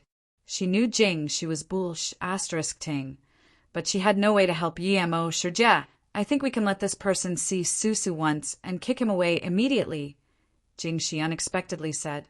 Yi Mo also dazed. He didn't expect Jing Shi to let him see Luoying. As long as he saw Luoying, he would take her away for sure. Did she remember his deal with her? Jing Xian was also surprised. She was prepared to persuade Yi Mo to leave, but she didn't expect Jing Shi to agree. What was she thinking? Suddenly, Jing Xian's face changed as though knowing what Jing Shi wanted to do. As expected, Jing Shi slowly said, "Of course, someone who isn't from the hidden sects won't be able to see our disciples so easily. According to the rules, he needs to go on the Blade Mountain and Sea of Fire." Jing Xian immediately frowned. Before Yi Mo could speak, she said, "Luoying is still in solitary training. I think you should leave first and come back after 2 years. 2 years? Yi Mo dazed. Jing, she had a cold smile. Of course, if you don't want to see Luoying, please leave. She knew Yi Mo wouldn't reject it. Yi Mo looked coldly at Jing Shi. Of course, he knew what this woman was thinking, so he said, "In that case, take me there. But I forgot to tell you, Jing Shi, for a woman like you, even if you use aphrodisiacs, I wouldn't be interested in you. I wouldn't waste my virginity on you." Since he already offended her, he might as well do more. If this wasn't serenity with numerous Earth-level masters surrounding him, he would have started a carnage already. Jing, she was a complete psychopath. Hearing this, Jing Shi's face immediately became green. Luoying saw Yi Mo and Jing Shi and slowly turned around. She really didn't want to see Yi Mo with another woman like that, especially if that woman was Jing Shi. Her master died indirectly in her hands.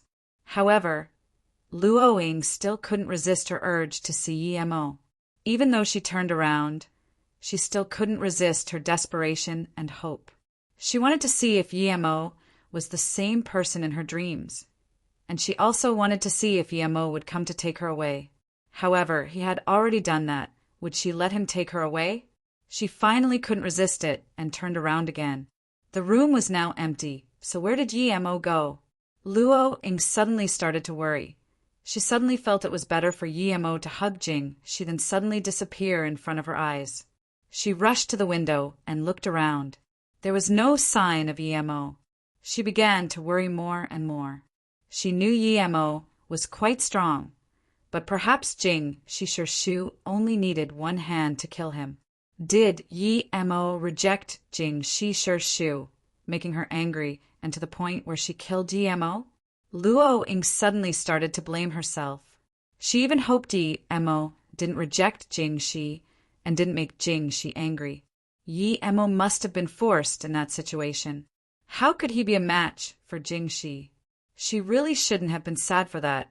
Since he came, he must have been here for her. If he didn't listen to Jing Shi, how was he going to find her? The more Luoying thought, the more she was worried. Sword Mountain. Luoying finally saw the 70-meter-tall Sword Mountain erected on the training ground. Her face immediately became bloodless. She knew about the sect rules. If the people from the mortal world could find the sect and have some affairs with a disciple, then that person must go up the Stone Mountain and down the Sea of Fire. When she saw the Sword Mountain, she had completely understood that it was prepared for Yi Mo.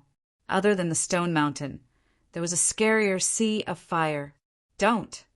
Luoying screamed, but her voice screeched. It just echoed in the stone room. However, no matter how she yelled, her voice just echoed around. After being locked in the frost room for a few months, she found she had become very feeble. If Yemo didn't do something for her before and made that jade necklace, perhaps she wouldn't even be able to scream. From the founding of the sect till now, this happened 3 times in total. However, none of the 3 survived. She also heard the last time was related to her master, but it involved her master's privacy, so she didn't dare to ask specifically. No matter what, she couldn't let Emo go there. She held to the rim of the window helplessly and remembered when she asked her master, "Master, what is the Sword Mountain and Sea of Fire?" That was the 3rd year she came to Serenity and heard the conversation of her 2 Shurjia, and then she came to ask her master. Luo Ying remembered clearly that her master's eyes were red as she patted her head. "Susu, that's the promise and persistence of a man. If one day a man is willing to go there for you, he's the person you're waiting for. Remember your master's words. You must not let that person really go there for you. If he really did it, he would only be able to do it once for you. There won't be anything after. You must stop him no matter what. Remember this. You're still young, you don't understand now." She clearly remembered that her master started crying after that.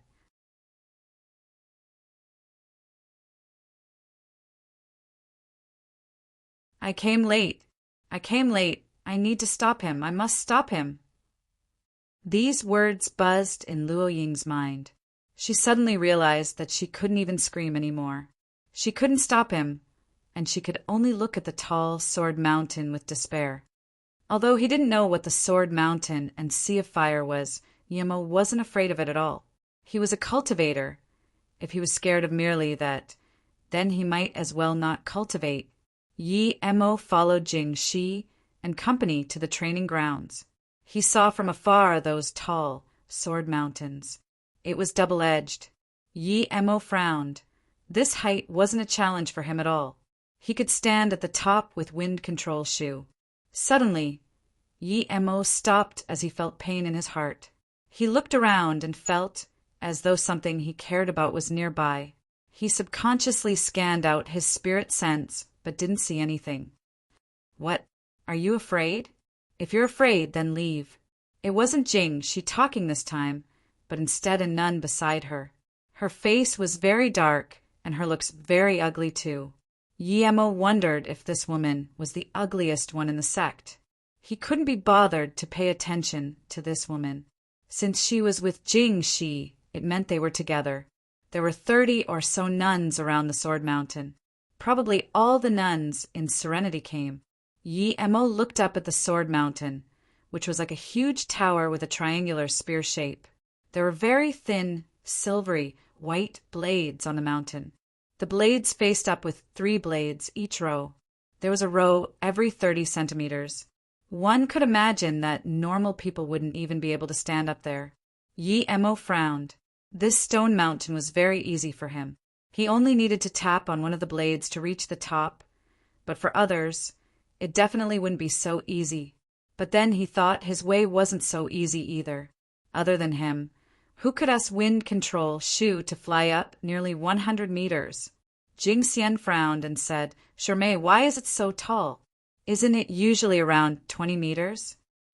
Yi Emo heard this and knew Jing Shi, this psychopath, played tricks on him. Jing Shi, however, slowly said, "Shurjia, the height is set according to how talented our disciple is. Susu is the genius of our sect, so I used this one according to the rules."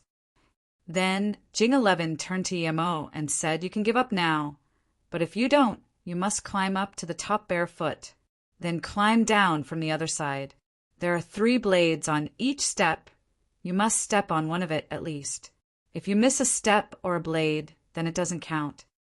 Yi Emo sneered. Even his face changed. With his wind control shoe, he can go up step by step.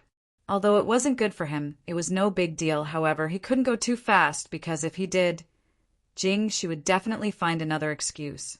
The main reason his face changed was for Jing Shi to see. Although this didn't benefit him, it didn't threaten him. Jing Shi saw Yemo's face change and sneered. Since you came and insulted me, keep insulting me. Even if you want to go, I will still kill you. Jing Xian also saw Yi Mo's face wasn't good, so she wanted to advise him. However, Yi Mo came over and said, Jing Xian Qianbei, please help me record the entire process. Then he took out his phone and gave it to Jing Xian. He was afraid she would do something. Although he wasn't afraid of the Sword Mountain, he was suppressing his anger. He still wasn't strong enough. If he was stage 4 or 5 now, he would just apprehend Jing and make her hand Luoing over. He would need to climb some *T Sword Mountain. Yi Mo took off his shoes and stood on the first step without hesitation. Blood immediately started to trickle. A few less bold nuns immediately screamed and covered their eyes. She sneered and told a nun, Bring Susu here. She had this satisfaction of revenge in her heart. She would let Susu see the person she loved in such a state. Yi Mo also sneered. With his power, his foot wouldn't bleed on the first step. No matter how strong the blade was, it needed to be after at least tens of meters before that happened, or maybe even not. Although this was the first time for him, he could still handle it. The reason he made his foot bleed on the first step was because his spirit sensed there were more traps in the Sword Mountain. If he appeared unscathed, she would definitely activate something. This she knew his Qinggong was strong. Even if she tried playing tricks in the middle, he wouldn't be afraid. But he was afraid this woman would find some strange reason for him not to be able to see Luoing. While Luoing was lost and worried, someone actually opened the door and took her to the training grounds. She didn't even think and rushed out. When Luoing came to the scene, Yi Mo was already more than 100 stairs up at around 40 meters. Yi Mo inundated the bottom of his feet with qi. Although his wind control shoe was strong, it wasn't easy going up step by step slowly like this. After more than 10 meters, Yi Mo found a way. Although it was tiring, but after he focused his qi at the bottom of his feet and paired it with wind control shoe, he had a way to finish this unscathed. It was because he knew there were more traps in here that he kept his spirit sense locked tightly on Jingxi. Every 10 meters, he would make himself bleed. When Jingxi saw the blood, she was ecstatic and sneered. She overestimated this punk. Bleeding on the first step, he wouldn't be able to last till the end, and this was just Sword Mountain. There was a scarier sea of fire. She didn't believe Yi Mo would be able to finish. Jing Xian, I finally got some revenge. Luoing came to the mountain with a pale face. She immediately saw the blood on the floor, causing her mind to turn blank. She wanted to scream, but she quickly held her mouth, afraid that she would affect Yi Mo. Susu, this friend is really good to you. He dares to walk the Sword Mountain for you. Although Shu is doing this for your well-being. But she saw Susu come and said expressionlessly, Shu, please let Yi Mo come down, I beg you. Before she finished, she was stunned as a large splash of blood fell down. Yi Mo's spirit sense was on Jingxi and didn't expect Luoing to suddenly appear. Luoing was so weak and skinny. Even her face was bloodlessly pale. Under such pain and desperation, the qi under his foot dispersed, and the sharp blades immediately cut into his feet deeply. Yi Mo immediately knew the situation wasn't good. He gathered his focus. He wanted to kill Jingxi now for torturing Luoing like this. However, he knew now wasn't the time to kill this old nun because she was stronger than him. Arg! Seeing so much blood splash, Luoing couldn't control her worry anymore. Tears covered her face as she kneeled down in front of Jingxian. Leader Sherbo, please let Yi Mo go, I beg you. Susu is willing to walk it for him. Luoying's heart was burning with desperation. She knew it was hopeless to beg Jingxi, so she could only kneel in front of Jingxian to beg. Jingxian sighed. She wanted to pull Luoing up, but Luoing held Jingxian's leg tightly as she cried, Jingxi Shi Mei. Jingxian just said 4 words, when she said very politely, Sure Jie, if we break the rules of our sect, then how are we going to survive? And in the back mountain. After saying these two words, back mountain, she suddenly stopped, and Jing Xian's face changed drastically, but she didn't dare to say anything anymore. Yimo's heart felt warm seeing Luo Ying kneel down to beg for him, but seeing Luo Ying so sad made him feel worse. The bottom of his feet was sliced deeper, but he soon calmed down.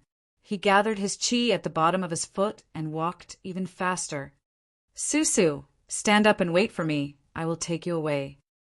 Yimo's calm voice sounded by Luo Susu's ear. Luo Susu stood up in joy, her eyes filled with Yimo. Yimo really was here to take her away. Did he remember something in his dreams just like her?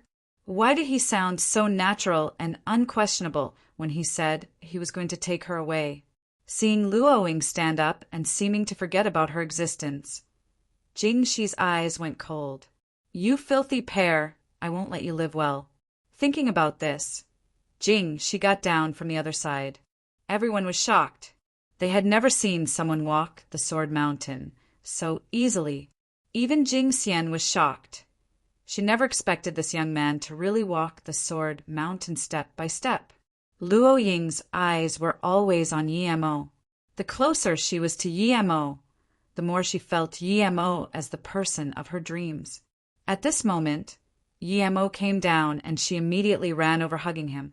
Other than tears, she didn't know what to say. If she was suspicious before, she wasn't suspicious at all after seeing that Yimo was willing to walk the Sword Mountain for her. Sword Mountain? She suddenly remembered and squatted down quickly. Yimo, your feet. Yimo carried up Luo Ying and looked at her carefully. Sorry, master, I came late.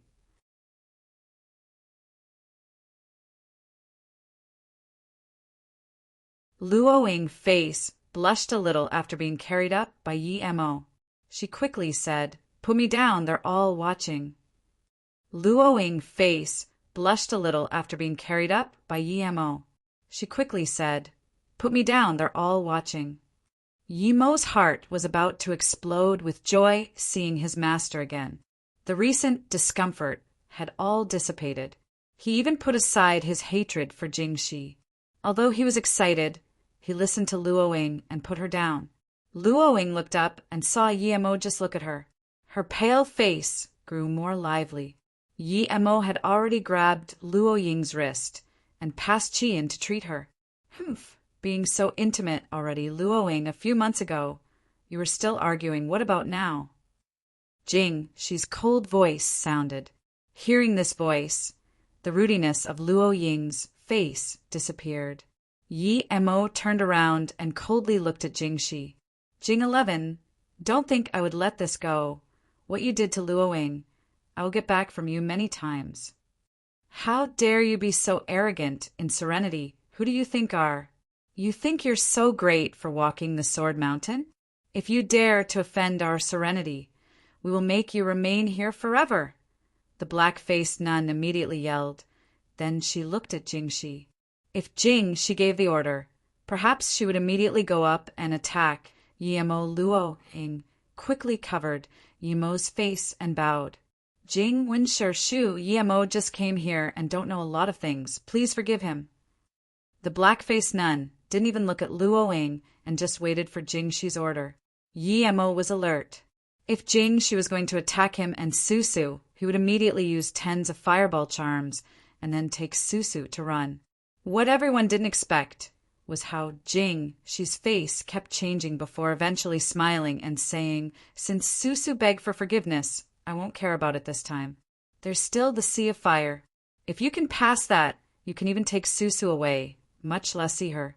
But it's late today, Susu. Take Yimo to rest, continue tomorrow. Then, Jingxi turned and left. Not only was Yimo stunned, but so was everyone else. This wasn't like Jingxi. How could she be so easy to talk to? After a while, Susu reacted and quickly said, Thank you, Jingxi Shu. Watching Jingxi walk away, Jing Xian frowned and wanted to say something, but eventually didn't. Soon, there was only Yimo and Luo Ying at the big training ground. Yi Mo was becoming more and more confused.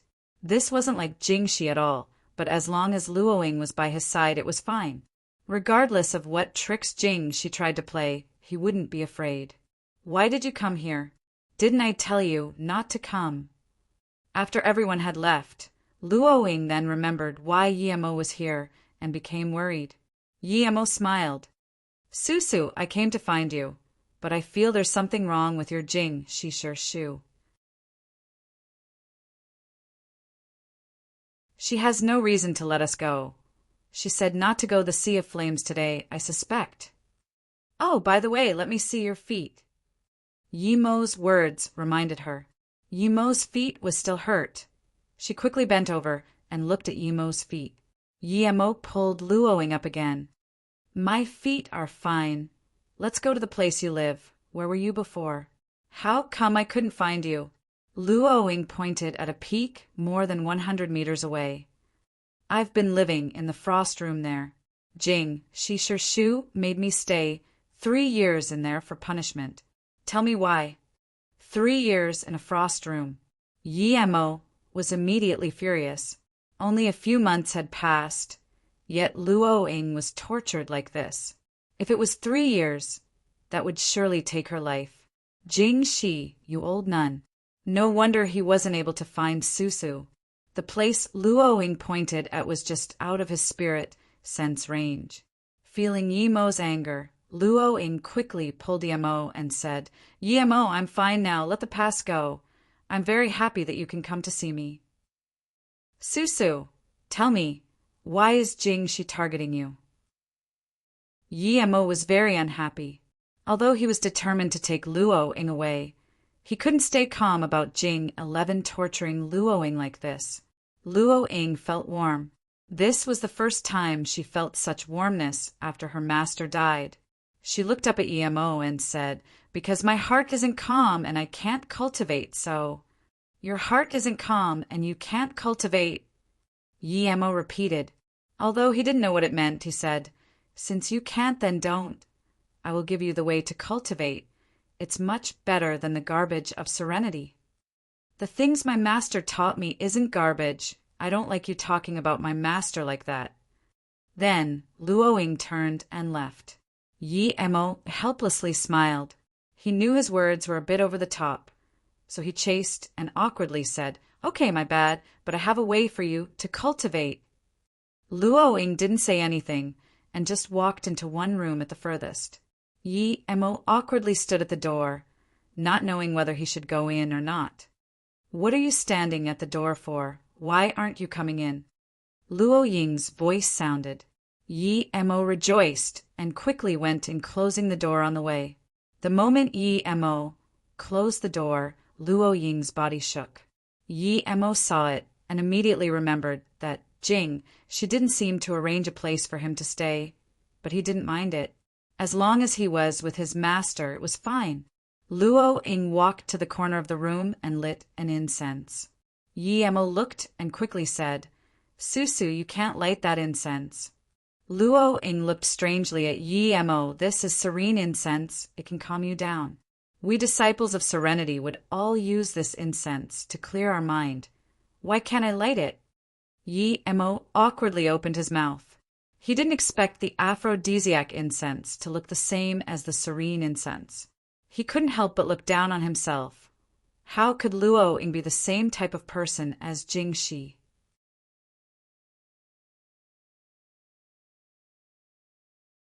Because it was a bit awkward, he could only say, Master, your state is very bad. Let me treat you. Luoying looked at Yi Mo in bewilderment. Why do you call me master? You called me that just then. Why did you say it again? Huh. Yi Mo looked hesitantly at Luoying. He realized that Luoying didn't remember anything except for her name, or perhaps there was a hazy image of him in her brain. That's why she treated him differently. But how was he going to explain this to her? This explanation would be too bizarre. How about I treat you first, then I'll tell you later. Yi Mo played it off. Luoying nodded, but for some reason, her face blushed a little. Yi Mo looked at the incense. It smelt very similar to the aphrodisiac incense, but it didn't seem to be too similar. He was confused. Luo Ying sat on the mat and didn't say anything. She knew Yimo's medical skills were great. That time, he had even saved her in the desert. Yi Mo nodded and took out a face-preserving pill and passed it to Luo Ying. "Eat this first, then I'll do acupuncture for you." Yi Mo didn't doubt the face-preserving pill at all and ate it. Soon, she closed her eyes while waiting for Yimo's acupuncture. Luo Ying was just a little weak, and the situation wasn't too serious. Yi Mo helped her recover the meridians that was damaged by the frost chisoon, and then he used a few clear water shu to clean away the impurities brought out by the face-preserving pill. In less than an hour, Luo Ying looked at her hands and skin. She couldn't even believe her change. Her skin was white on the surface, but red underneath. Her whole body seemed lighter. "This was like last time in the desert, but I seem to feel a lot lighter," Luo Ying casually said. Yi Mo helped her cleanse her impurities in the desert, and this time with the help of the pill it was more complete. Luo Ying's face suddenly became more red, making Yi Mo's heart palpitate fast. A burning sensation rose from the bottom of his heart. He also felt something wasn't right and subconsciously looked at that incense. It was about to be burned out.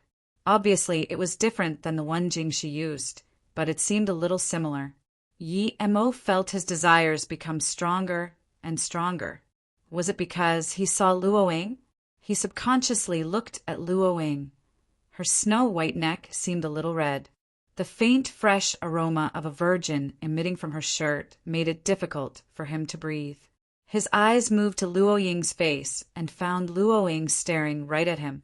Her face was more vibrant than ever. There was a softness in her eyes that was about to melt him. But her out-of-this-world beauty made Yi Mo have the thought of not daring to desecrate her. "Susu," Yi Mo called out with difficulty. He felt his throat was very dry. Seeing Yi Mo like this, Luo Ying shyly smiled. This smile made all the flowers in the world lose their color and made the world brighten up. Luo Ying slowly moved closer and rested on his chest. That faint aroma made Yi Mo unbearable to resist, and he subconsciously looked at Luo Ying and kissed her lips. Seeing Yi Mo try to kiss her, Luo Ying's already shy face became even more vibrant. She wanted to move her head away, but there was a desire in her heart as she clumsily kissed Yi Mo's lips. When Yi Mo felt that soft and wet sensation, his head buzzed and couldn't control himself anymore. He desperately demanded more, while Luo Ying followed up clumsily. The curved moon rose up as a harmonious moonlight shone through the wooden window, falling on Yi Mo and Luo Ying. It made things extraordinarily calm and placid, as though depicting this love couldn't be stopped even by space and time.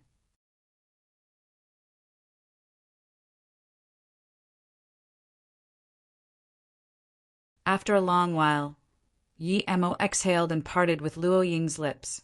Luo Ying didn't dare to look at Yi Mo, so she just buried her head in his chest as though those clumsy acts were irrelevant to her.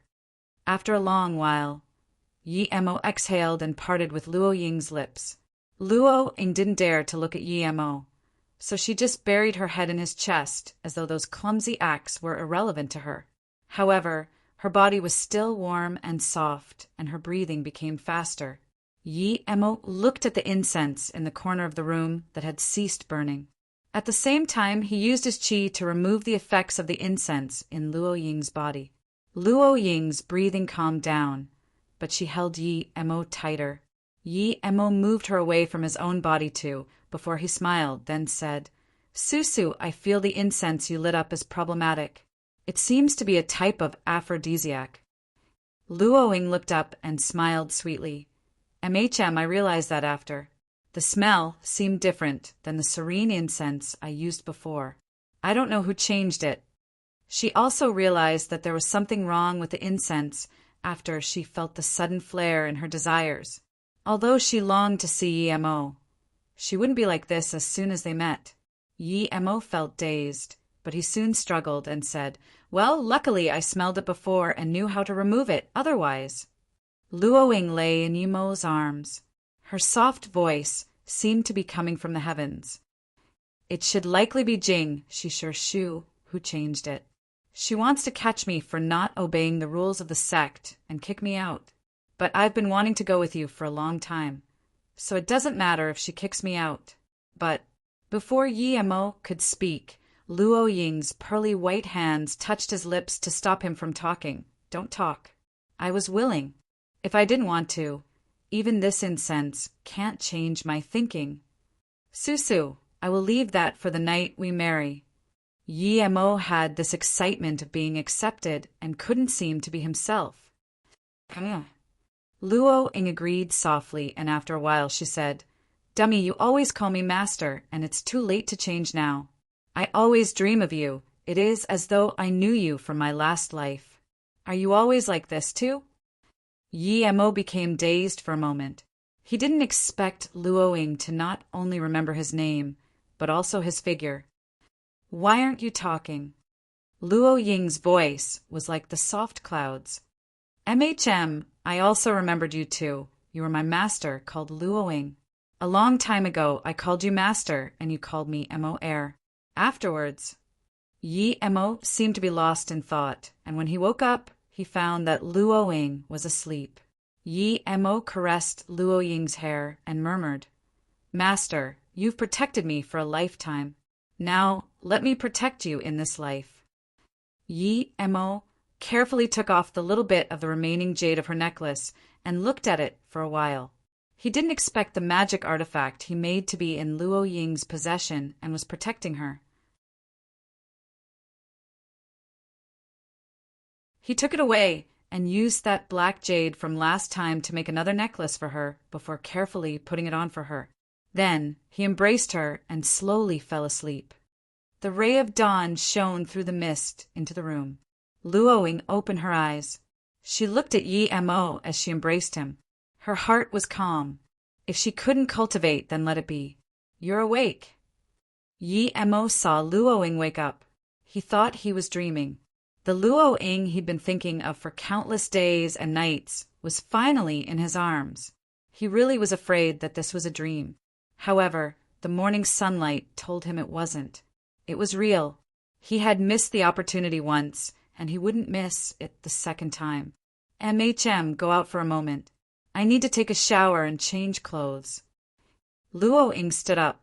Mo was still stunned. Last night, he didn't notice, but now he knew how stunningly beautiful Luo Ying was. Luo Ying looked at Mo's dumbfounded face and smiled. Just when she wanted to talk, Jingxi's cold voice sounded at the door. "What? Did you not have enough sex last night? Mo, come out. I need to talk to Susu." Mo opened the door and looked coldly at Jingxi. "Piss off. Susu doesn't like talking to you. You don't have the right." Jingxi's face went green and glanced coldly at Mo, but she said to Luo Ying, "Susu, I need to talk to you." Luo Ying stood up calmly and walked beside Mo, saying, "Let her in and wait for me outside. Don't worry, I will listen to you. After today, I will go with you." However, Mo didn't really trust Jingxi. But since Luo Ying said that he could only let Jingxi come in while he stood outside the yard restlessly, he felt that Jingxi's purpose wasn't so simple, but he really couldn't understand what she wanted to say to Luo Ying. She closed the door and subconsciously looked at the incense cauldron. The incense was burnt. She had a smirk on her mouth. "He actually gave you a face-preserving pill." She came in and immediately saw the difference on Luo Ying. The jealousy in her heart was raging like fire. Luo Ying subconsciously asked, "That was a face-preserving pill?" "Susu, last night must have been very good. You had a face-preserving pill and a man to accompany you. Of course, it would be much better than obeying the rules of the sect." She set aside her burning jealousy and tried her best to ridicule her. Susu smiled plainly. "Yes, Jingxi Shu. Although I don't know why you're targeting my master and me. I'm no longer the Susu before. You don't need to waste your time. I will leave with Yi Mo, so say what you want. Jing Shi's eyes showed a ray of jealousy. Didn't you see what Yi Mo was like to me yesterday? I trust him. If Shi Shu is going to talk about this, there's no need for it. If you don't have anything else to say, I will go find Yi Mo. Luoying was calm like a windless lake. Jing Shi felt very annoyed. She wanted to make Luoying and Yi Mo sad, but everything she did made her look like a clown. Luoying didn't seem to feel bad at all. Did you know that Yi Mo is going down the Sea of Fire today? Do you think he can come out? There was an increasing mockery in Jing Shi's tone. She wanted to see Susu once again beg to her, like yesterday, to let Yi Mo go. Then she would humiliate her. However, Luoying still replied calmly, I know. If he can't come out, I will go with him. Shi Shu, if you don't have anything else to say, please leave. You. Jing Shi was shaking in anger. She didn't expect Luoying to not be begging her. Although she still wouldn't let the two go even if Luoying begged her. She wanted to see Luoying's despair after her begging.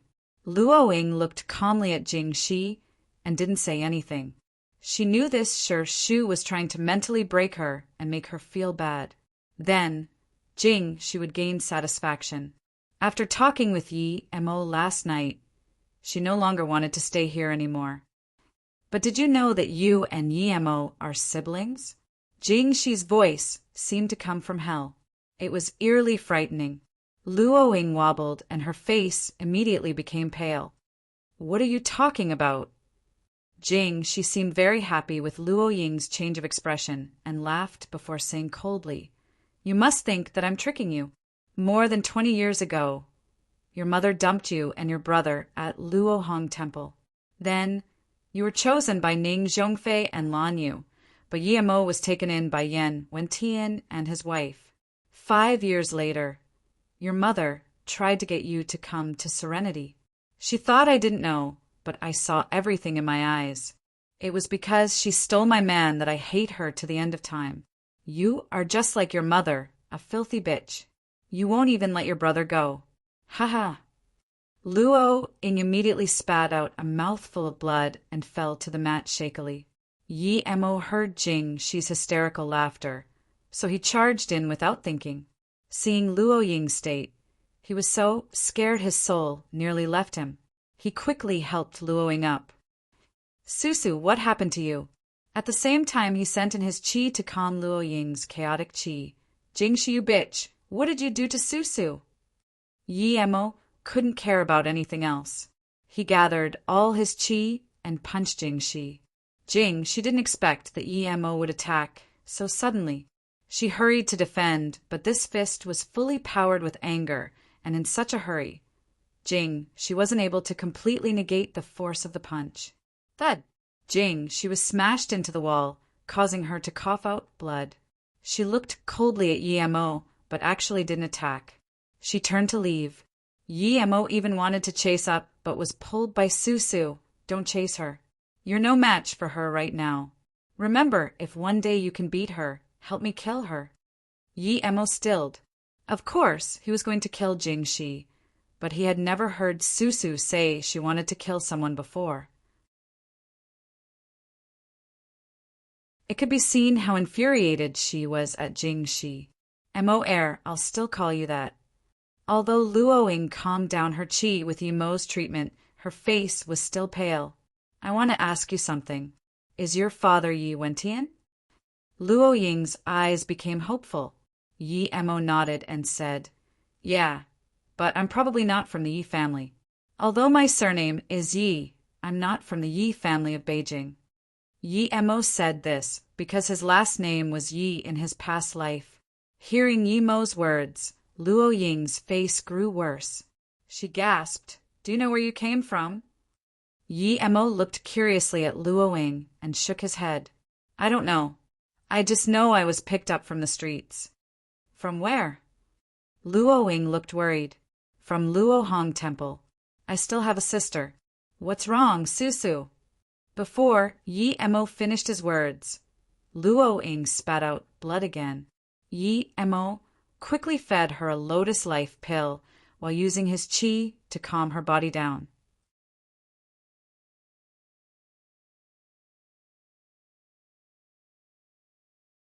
Luo Ying calmed herself and gently patted Yumo's hair. I'm fine. It'll just be hard on you. You need to take care of yourself. Luo Ying calmed herself and gently patted Yumo's hair. I'm fine. It'll just be hard on you. You need to take care of yourself. Yi Emo couldn't understand Luo Ying's words and pushed her into his arms.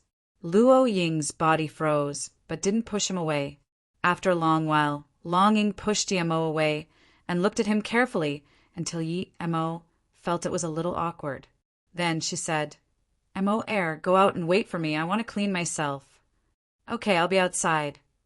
Although Yi Emo didn't know what Jing she said to Luo Ying, he wouldn't let Jing she go no matter what. Even if he would starting feud with Serenity, he would finish this wretched nun. As soon as Yi Emo walked out of the door, he saw that dark-faced nun. She sneered at Yi Emo. Such a cocky Xiaobei. You dare to be arrogant in Serenity. The nun pulled out her horsetail whisk and was about to attack. Her power wasn't even as strong as Lone Wolf. Yi Emo wouldn't be afraid of her, but before the two attacked, Jing Xian walked over and said to that nun, Jing Wen Mei, I have a few words I want to say with Yi Zhu. TL note, Zhu, what nuns and monks refer to other people not in their religion. It essentially means patron. This black-faced nun didn't dare to disobey Jing Xian and quickly said, Yes, Leader Jia. Yi Emo had some good impression of Jing Xian and also thanked her. Jing Xian looked at Yi Emo and said, Yi Zhu, come with me. Yi Emo saw Jing Xian bring him to the room she brought him to yesterday and felt strange. Thinking don't tell me this nun is going to do the same as well. What Yi Emo worried about didn't happen. Jing Xian took out a bag and gave it to Yi Emo. This was left behind by Susu's master. When you take Susu away today, give this to her. Susu is a kind soul. You must let her be mistreated. Sigh, before Shirmei left, she left Susu under my care, but I let her be mistreated too much. After pausing for a moment, Jing Xian continued, Yi Zhu, don't go down the sea of fire today. No one can pass that. I will talk with Jing Shirmei. He took the bag and felt strange. Why didn't she give it to Luo Ying straight away? But still he replied, Thank you, Jing Xian Qianbei. Qianbei, please rest assured. I won't let Susu be mistreated. Even if I suffer, I won't let her suffer. So bold statement. Jing, she appeared at the door again. Yi Emo got up abruptly. His eyes were extremely cold. If it wasn't due to Jing Xian, he would use all his means to kill his disgusting nun. Jing, she also looked coldly at Yi Emo. You don't need to wait for Susu. She won't leave with you. She had left Serenity. You won't be able to find her forever. Ha ha ha ha. Do you know, no matter how pretty she makes things sound, she is just lying to you. Ha ha. What? Yi Emo immediately charged out and went to Luo Ying's room with his fastest speed. The room was empty. Last night's bamboo mat was still there. On it was a letter and a small pouch. Yi Emo ripped open the letter. The content was very short. Emo I'm going. Don't think about me. You need to stay safe. There's a strand of my hair in the pouch. Let it stay with you forever. Jing, she is a madwoman. Don't bother with her. I'll be happy as long as you're fine. Emo I really don't want to go. I don't want to lose you. It's because I love you. I don't want you to be my brother. I can't accept this fact. I just want to love you. The remaining content was soaked wet by tears. Why? Luo Ying. Susu. Veins on Yumo's forehead popped as he roared. Susu, master, don't leave. Yi Emo barged out of the room, his spirit sense searching everywhere. He went to the entrance with the stage and the metal chains, but he didn't see Susu. Yi Emo went back to Serenity, but was stopped by the black-faced nun. Under intense range, Yi Emo threw more than 10 fireballs and didn't even care about Jing Wen's horsetail whisk. While Jing Wen was surrounded by the fireballs, She punched Jing when more than 10 meters away. Jing when was paralyzed on the ground, spitting out blood. She didn't expect Yi Mo to have such power. But Yi Mo's back was also bloodied by the horsetail whisk, but Yi Mo didn't care at all. A few other nuns wanted to stop Yi Mo, but was stopped by Jing Xian. Let him be, he's emotionally unstable now. Wait till he stabilizes. A few nuns stared in horror at the fireball charms Yi Mo threw out. Even Jing, she didn't expect he had such a killing move. Yi Mo charged into the frost room where Susu was kept. Other than the frigidness, there was nothing inside. Yi Mo could no longer control the violence in his heart and smashed towards the wall, forgetting that his fist was dripping with blood. This room just drew the frost from underneath the ground. It wasn't very stable itself. Under Yi Mo's constant barrage, the stone wall finally started to crack. Rumble! Yi Mo punched the wall again. This room that once imprisoned Luo Ying finally crumbled into rooms under Yi Mo's furious attacks. Yi Mo saw this room crumble and gradually calm down. Jing, she this old hag. Luo Ying left him because she listened to her words. Killing this nun wasn't enough to release his hatred. Plus, Luo Ying also said she would kill this nun. No matter why, Yi Mo had to kill this nun. Thinking about this, Yi Mo charged back to the big yard with eyes red. He stared coldly at Jing Shi and said, "Old nun, what did you say to Luo Ying? Speak." Jing Shi shivered subconsciously. She was actually afraid of Yi Mo, subconsciously, but she soon calmed herself down and laughed. "What did I say? I just spoke the truth. You are Luo Ying, our siblings. You siblings did something interesting. Ha ha ha ha ha." Everyone looked at Jing Shi. Her hair was covering her face, and she seemed quite crazy. Unexpectedly, Yi Mo still looked at her coldly without any emotions. "Are you dumb, knowing that the person you love is your own sister?" Jing 11 was very unsatisfied with Yi Mo's reaction. Yi Mo sneered. He had understood why Susu asked him those words. It seemed Susu was mistaken.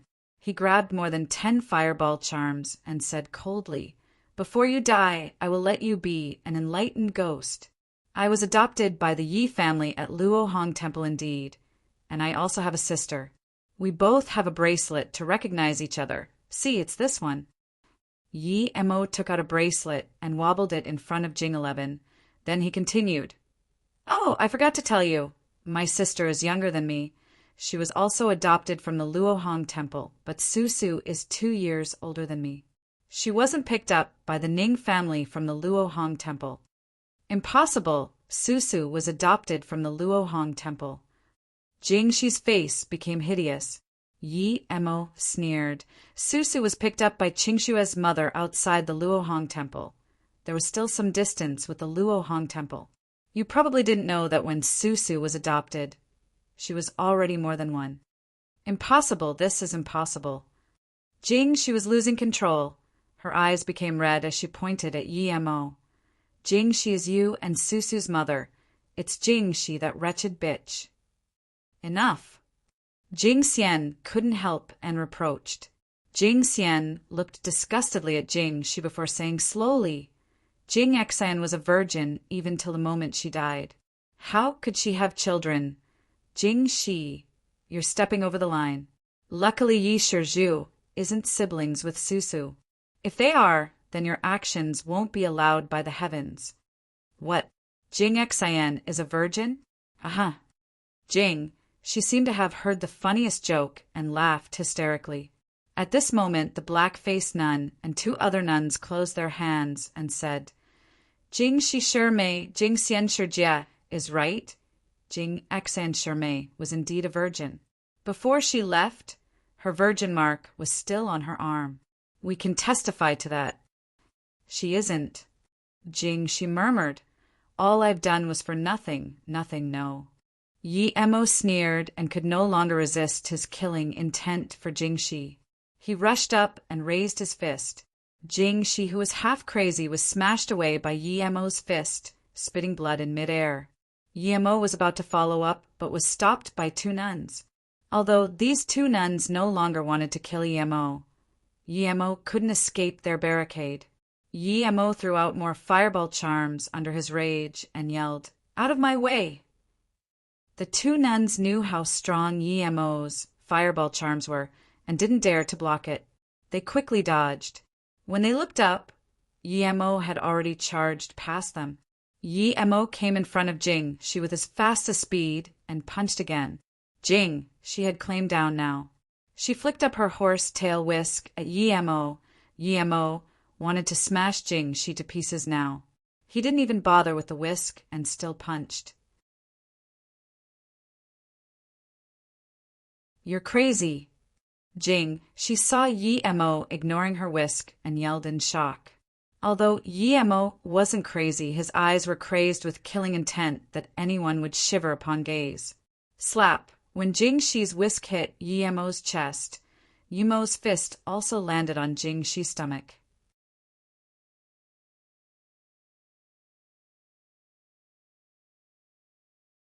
Pumph! Jing, she felt into the deep abyss outside Serenity. Pumph! Jing, she felt into the deep abyss outside Serenity. At the same time, Yemo retreated many meters and crashed into the wall. Many of his ribs were broken, and he also spat out a mouthful of blood. However, Yemo took a Lotus Life pill as fast as he could. He slowly stood up and turned to look at Jing Xian. He didn't say anything and just left this place that made him sad and disappointed. The reason he didn't talk to Jing Xian was because he wasn't very happy with her either. It was obvious that Luoying was going to die after being sent into the frost room. Jing Xian was the leader of the sect, but he did nothing about this. This made Yemo lose his good impression of her, and while he killed Jing Shi, he had a subtle feeling that he was being used. Although he knew that Jing Xian might not have thought it that way, but he was still uncomfortable. Seeing Yemo disappear from Serenity, Jing Xian sighed and didn't go after Yemo's responsibility.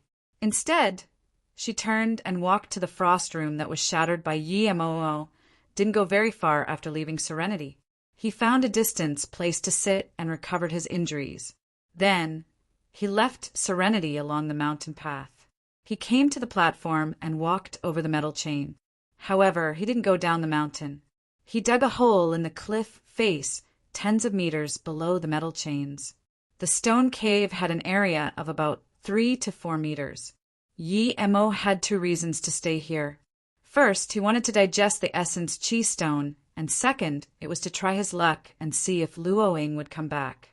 The place he was at was just about 100 meters from the top. If someone passed here, he would be able to notice it. When everything was ready, Yemo started cultivating. There was a little amount of spirit chi in the essence chi stone, and it was much harder to digest than spirit stone.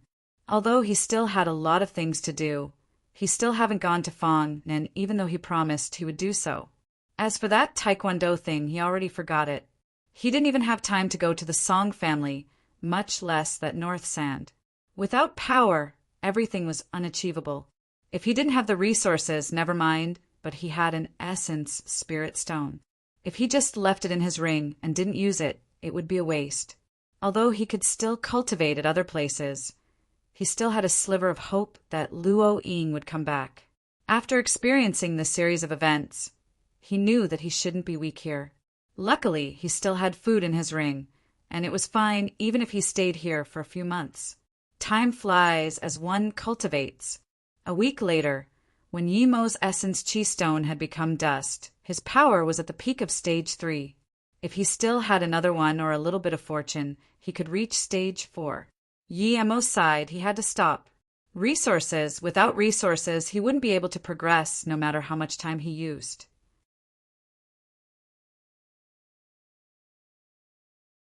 However, he was very satisfied with his progress in a week. He had only been here in this world for less than a year, and this place was seriously not suitable for cultivation. But still, he was able to reach the peak of stage 3. What could he say? When he first came here, he thought he would never be able to reach stage 3, but now he was about to reach stage 4. Plus, The reason he could cultivate to this stage was mostly due to fortune. Without those, perhaps he would still be struggling in stage 1. He needed to improve his power, but he couldn't cultivate, so he could only forge the flying sword. Luckily, all the materials were ready. Guillermo really wanted to thank this auction. Without it, not only was there not enough materials for his flying sword, but he wouldn't even be able to reach peak of stage 3 as well. He casually took out the gung iron essence, deep sea buttonwood, green silver sand, star jade, and other materials. Guillermo felt satisfied looking at them. These materials were top-grade materials for making flying swords, even in the cultivation realm, but he actually managed to gather it. He would have never believed he could gather it when he first came here. Guillermo's power increased a step, and his chi fire was also much stronger. Although chi gathering state chi fire was still a bit weak for making flying swords, Guillermo had to make one. If he didn't, he wouldn't be able to beat Earth-level masters. Plus, once his power increased, he could reforge it. The reason he chose this place to make the flying sword other than waiting for Luoying was because Guillermo believed the auction holders wouldn't just let him go. It must have been a hidden sect power that held the auction. And he also heard Jing. She say it was some space organization. Even though Guillermo knew these hidden sects wouldn't appear in the mortal world, Guillermo didn't dare to be careless. They didn't appear in the mortal world, but it didn't mean they couldn't. If there was something they desire, they would be completely able to come out. For them, it was too easy to lock down Wuliang Mountain. Guillermo collected his thoughts and started up a gust of chi fire. Then he put the gung iron essence, deep sea buttonwood, green silver sand, star jade, and the other materials into the fire, making the slowly melt and mix. Because Guillermo's power was so low while he was forging the sword, he had to slow down just to recover chi. The impurities of the materials were slowly removed under Guillermo's control. If he was foundation establishment stage, Guillermo could finish this in one day, but due to his low power, he took half a month to finish refining the materials. After taking them out, he started to forge them into the shape of a sword and mark formations on it. After another half a month, even though Guillermo slowed down and rested in between, he was still so tired that his face was pale and his chi was empty. However, Guillermo was getting more and more excited because his flying sword was about to be finished. There was a clear chirp, and Guillermo immediately spat out some essence blood on the flying sword. A 30 centimeters long sword floated in front of Guillermo's eyes, emitting a faint purple light. Guillermo knew it was due to him adding the star jade. Star jade was such an overpowered material. With Guillermo's power, he actually made a high-grade flying sword. Guillermo waved his hand, and the sword landed on his hand. There was the sense of blood relation. His power was too low, and he couldn't change the size of the flying sword. Once he got stronger, he could turn the flying sword into a small light dot and put it in his dantian, or he could turn it into more than 3 meters long and fly on it. The flying sword seemed intelligent and emitted a sense of intimacy. Go. Guillermo casually threw the flying sword out, and it flew around in the air by itself like a glamorous shooting star. Guillermo took it back and couldn't help to feel proud. Zhang Zhihui, you old fatty, don't let me see you again. If I see you, I will use your blood to sacrifice to my flying sword. And that auction place as well. Guillermo knew that they had bad intentions for him, but he couldn't really just go attack on their doors. After all, they haven't done anything bad yet. Pity he was only a bit away from stage 4. Once he was stage 4, he could just step on the flying sword and fly away. Guillermo took the flying sword back, but didn't leave immediately. He made more fireball and windblade charms. At the same time, he used the remaining materials and made Su Ping a long sword. 10 days later, there were 200 more charms in his ring. Guillermo stood up with disappointment. It was time to leave. It had been more than a month, but Luoying was still nowhere to be seen. She probably wouldn't be back for now. Guillermo jumped up the platform in disappointment. He should go back to see his sister first before going to Beijing. Wuliang Mountain seemed desolate in the middle of autumn, and Yi-Mo no longer had the elevated feeling of when he came. If he didn't know Susu was Luoing, perhaps he would feel better, but now that he did and still brushed past her, he felt very bad. Plus, he was worried about her. Although the necklace he made her had defensive and offensive abilities, she was too weak herself. I thought you would cower in Wuliang Mountain and not come out. Where else can you hide today? A cold and sinister voice sounded ahead of Yi-Mo. Zhang Zhihui? It's you, old fart. Yi-Mo stopped. He was worried about Luoing and didn't notice that Zhang Zhihui was still waiting for him. But now he was very calm. He was at the peak of stage 3 Qi gathering and he had a flying sword. Even if he didn't have the sword, he could smash this old guy to death with his fireballs. Humph, you got balls. Xiao Bei, learn how to be a human next life. Originally, I just wanted you to leave the Lu blue carrot behind. Now you will leave your life behind too. Zhang Zhihui heard Yi-Mo's disrespectful calling of him and became angrier. Yi-Mo coldly looked at Zhang Zhihui and blandly said, Old fatty, you're really persistent. You actually waited here for more than a month. In that case, I'll sacrifice your blood to my sword.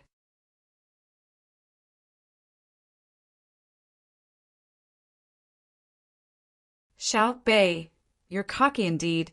I just didn't expect your Qinggong to be so excellent. But no matter how good your Qinggong is and how talkative your mouth is, this is your last time.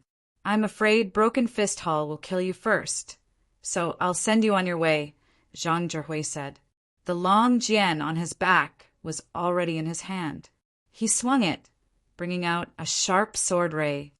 Xiao Bei, you're cocky indeed. I just didn't expect your Qinggong to be so excellent. But no matter how good your Qinggong is and how talkative your mouth is, this is your last time. I'm afraid Broken Fist Hall will kill you first. So I'll send you on your way, Zhang Zhihui said. The long jian on his back was already in his hand. He swung it, bringing out a sharp sword ray. Yi-Mo coldly looked at this. He didn't expect this old guy to still have more moves. It could be seen that these old farts in Earth level weren't easy to mess with. They weren't so superficially angry as they looked. He knew the reason why Zhang Zhihui wanted to kill him so much was to find the Lu blue carrot. If he fought with Zhang Zhihui head-on, Yi-Mo was sure he was no match for him. However, he was a cultivator, and with a flying sword, why would he need to fight head-on with Zhang Zhihui? Yi-Mo stood and raised his hand, then a faint purple flying sword quickly took on the flying sword ray. Clank! Zhang Zhihui's jian ray disappeared, and a 15 centimeters piece of the tip of Zhang Zhihui's jian fell to the ground. It was just one move, and Zhang Zhihui's long jian was broken.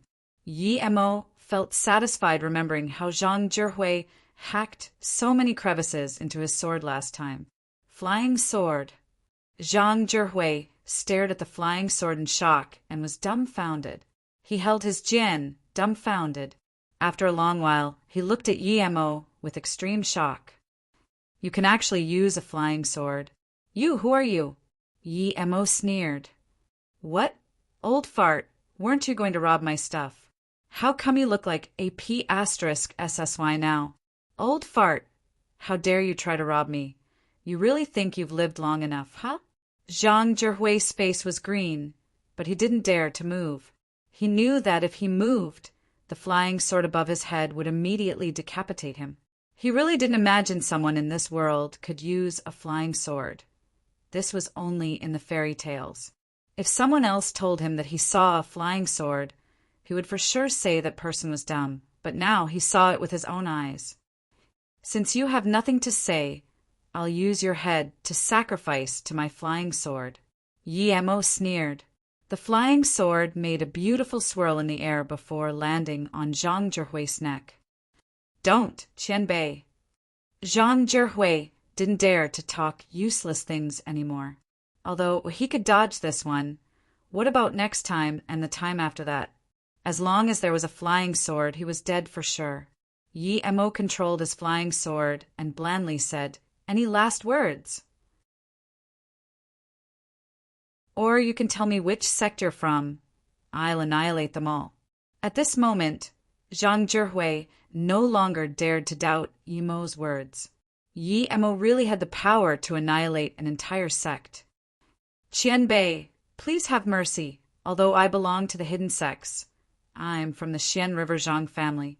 Zhang Zhihui knew that if he spoke one word wrong, the flying sword could easily pierce his head. Although the flying sword was only an inch away from his neck, he could feel his skin was already pierced and bleeding.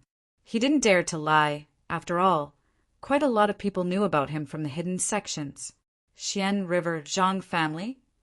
Yi Mo repeated and took back the flying sword. He had heard of this family. It was the biggest of the 5 great families, but it was very strange that their main power wasn't in Beijing. Although there were some, their main power was in Xian River. No wonder they could become the first family. They had an Earth-level middle-stage master. Which other family could compare to this? Before he had a flying sword, even he couldn't mess with Earth-level middle-stage masters. Yi Mo was thinking about whether to kill this old fart or get some benefits out of him. As though seeing what Yi Mo was thinking, Zhang Zhihui quickly said, Qian Bei, although our Zhang family isn't so good, if there's anything Qian Bei needs, we have a lot of manpower at the Zhang family. Yi Mo smiled. He knew what Zhang Zhihui meant. He didn't really mean they had a lot of manpower, but that their Zhang family had been passed down for so long they have a certain amount of savings.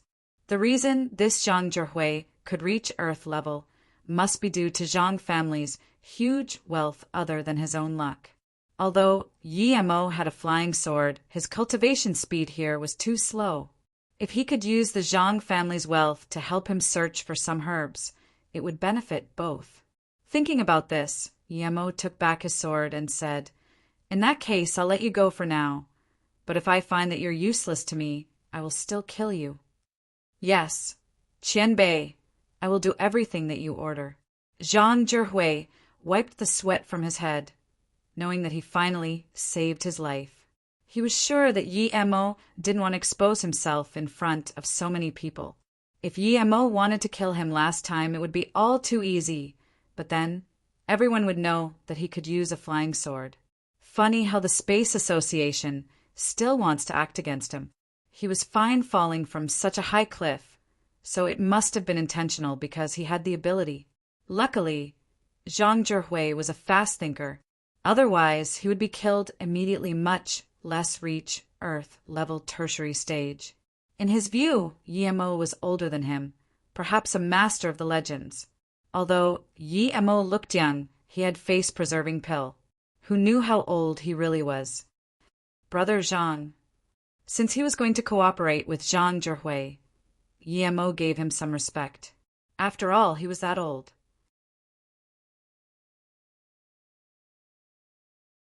However, it would be impossible for Yi Mo to call him Qian Bei or something like that.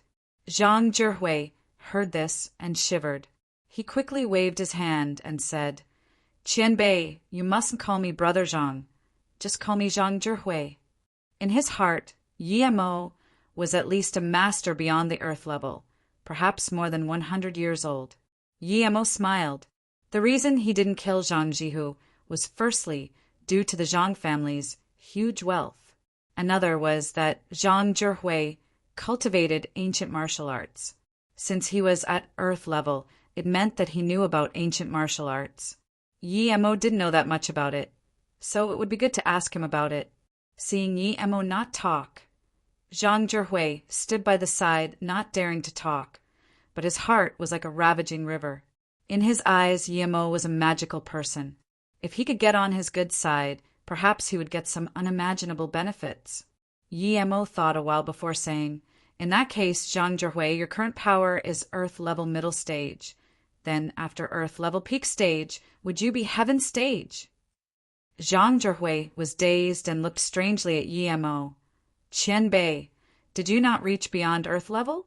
After the Earth level, it's not heaven stage. We call it Great Heaven level. Yi Mo embarrassed himself. There actually wasn't heaven stage, but instead Great Heaven level. However, he wouldn't show any weakness in front of Zhang Zhihui and smiled. The things I'm cultivating is beyond ancient martial arts. You could say my current power is equivalent to heaven's stage. If he wanted Zhang Zhihui to be obedient, he couldn't say his power was too low. He was barely an earth level, but with a flying sword, normal earth level masters were no match for him at all. Zhang Zhihui immediately showed a more reverent expression. His anticipation was right. Those who could use the flying sword were indeed extraordinary. Then what about after great heaven level? Yi Mo asked again after seeing Zhang Zhihui was shocked. After great heaven level. Zhang Zhihui murmured and shook his head. According to what I know, there is currently no one who is at great heaven level, much less after it. What? There's actually no great heaven martial artist? You mean earth level is the highest here? Yi Mo asked in surprise. Zhang Zhihui seriously nodded. Yes, Qian Bei, those who cultivate martial arts here, including the hidden sects. The highest is not at great heaven level. Of course, I don't know if there are a few who reached great heaven level and goes hidden. But to be honest, there are even barely a few earth level tertiary stage, much less great heaven level. Yi Mo took a sigh of relief. If it was really like that, he didn't need to worry. There wasn't even a single great heaven level master. His flying sword should be able to dominate them all. Seeing Zhang Zhihui wanting to say something, Yi Mo immediately said, If there's something you want to say, say it. Yes. Zhang Zhihui quickly agreed. It's said that Wu Dao monk of Wuliang Mountain is already halfway great heaven stage. He should probably be the strongest in the hidden sections. Wuliang Temple? Is it in Wuliang Mountain? Yi Mo really wanted to go find this monk and test his flying sword. Zhang Zhihui shook his head. Wuliang Temple's Wuliang isn't the same as Wuliang Mountain's Wuliang. There's a great difference. Wuliang Temple means no one knows where it is, or no one can find it anymore. Yi Mo waved his hand. He already knew the approximate state of the hidden sections. He had no intentions of asking where the Wuliang Temple was. He just asked, You said the Broken Fist Hall is here? Hearing Yi Mo ask about this, Zhang Zhihui quickly replied, Yes, Qian Bei, when I came, I found the Broken Fist Hall people blocking the outside. They say you killed their elder. Yi Mo grabbed the flying sword on top of his head and looked at Zhang Zhihui. I will go make sacrifices to my sword. Take me to those clowns. You're tuning in to the Thunder Spear YouTube channel. Don't forget to subscribe and join us on this journey to catch the most captivating stories.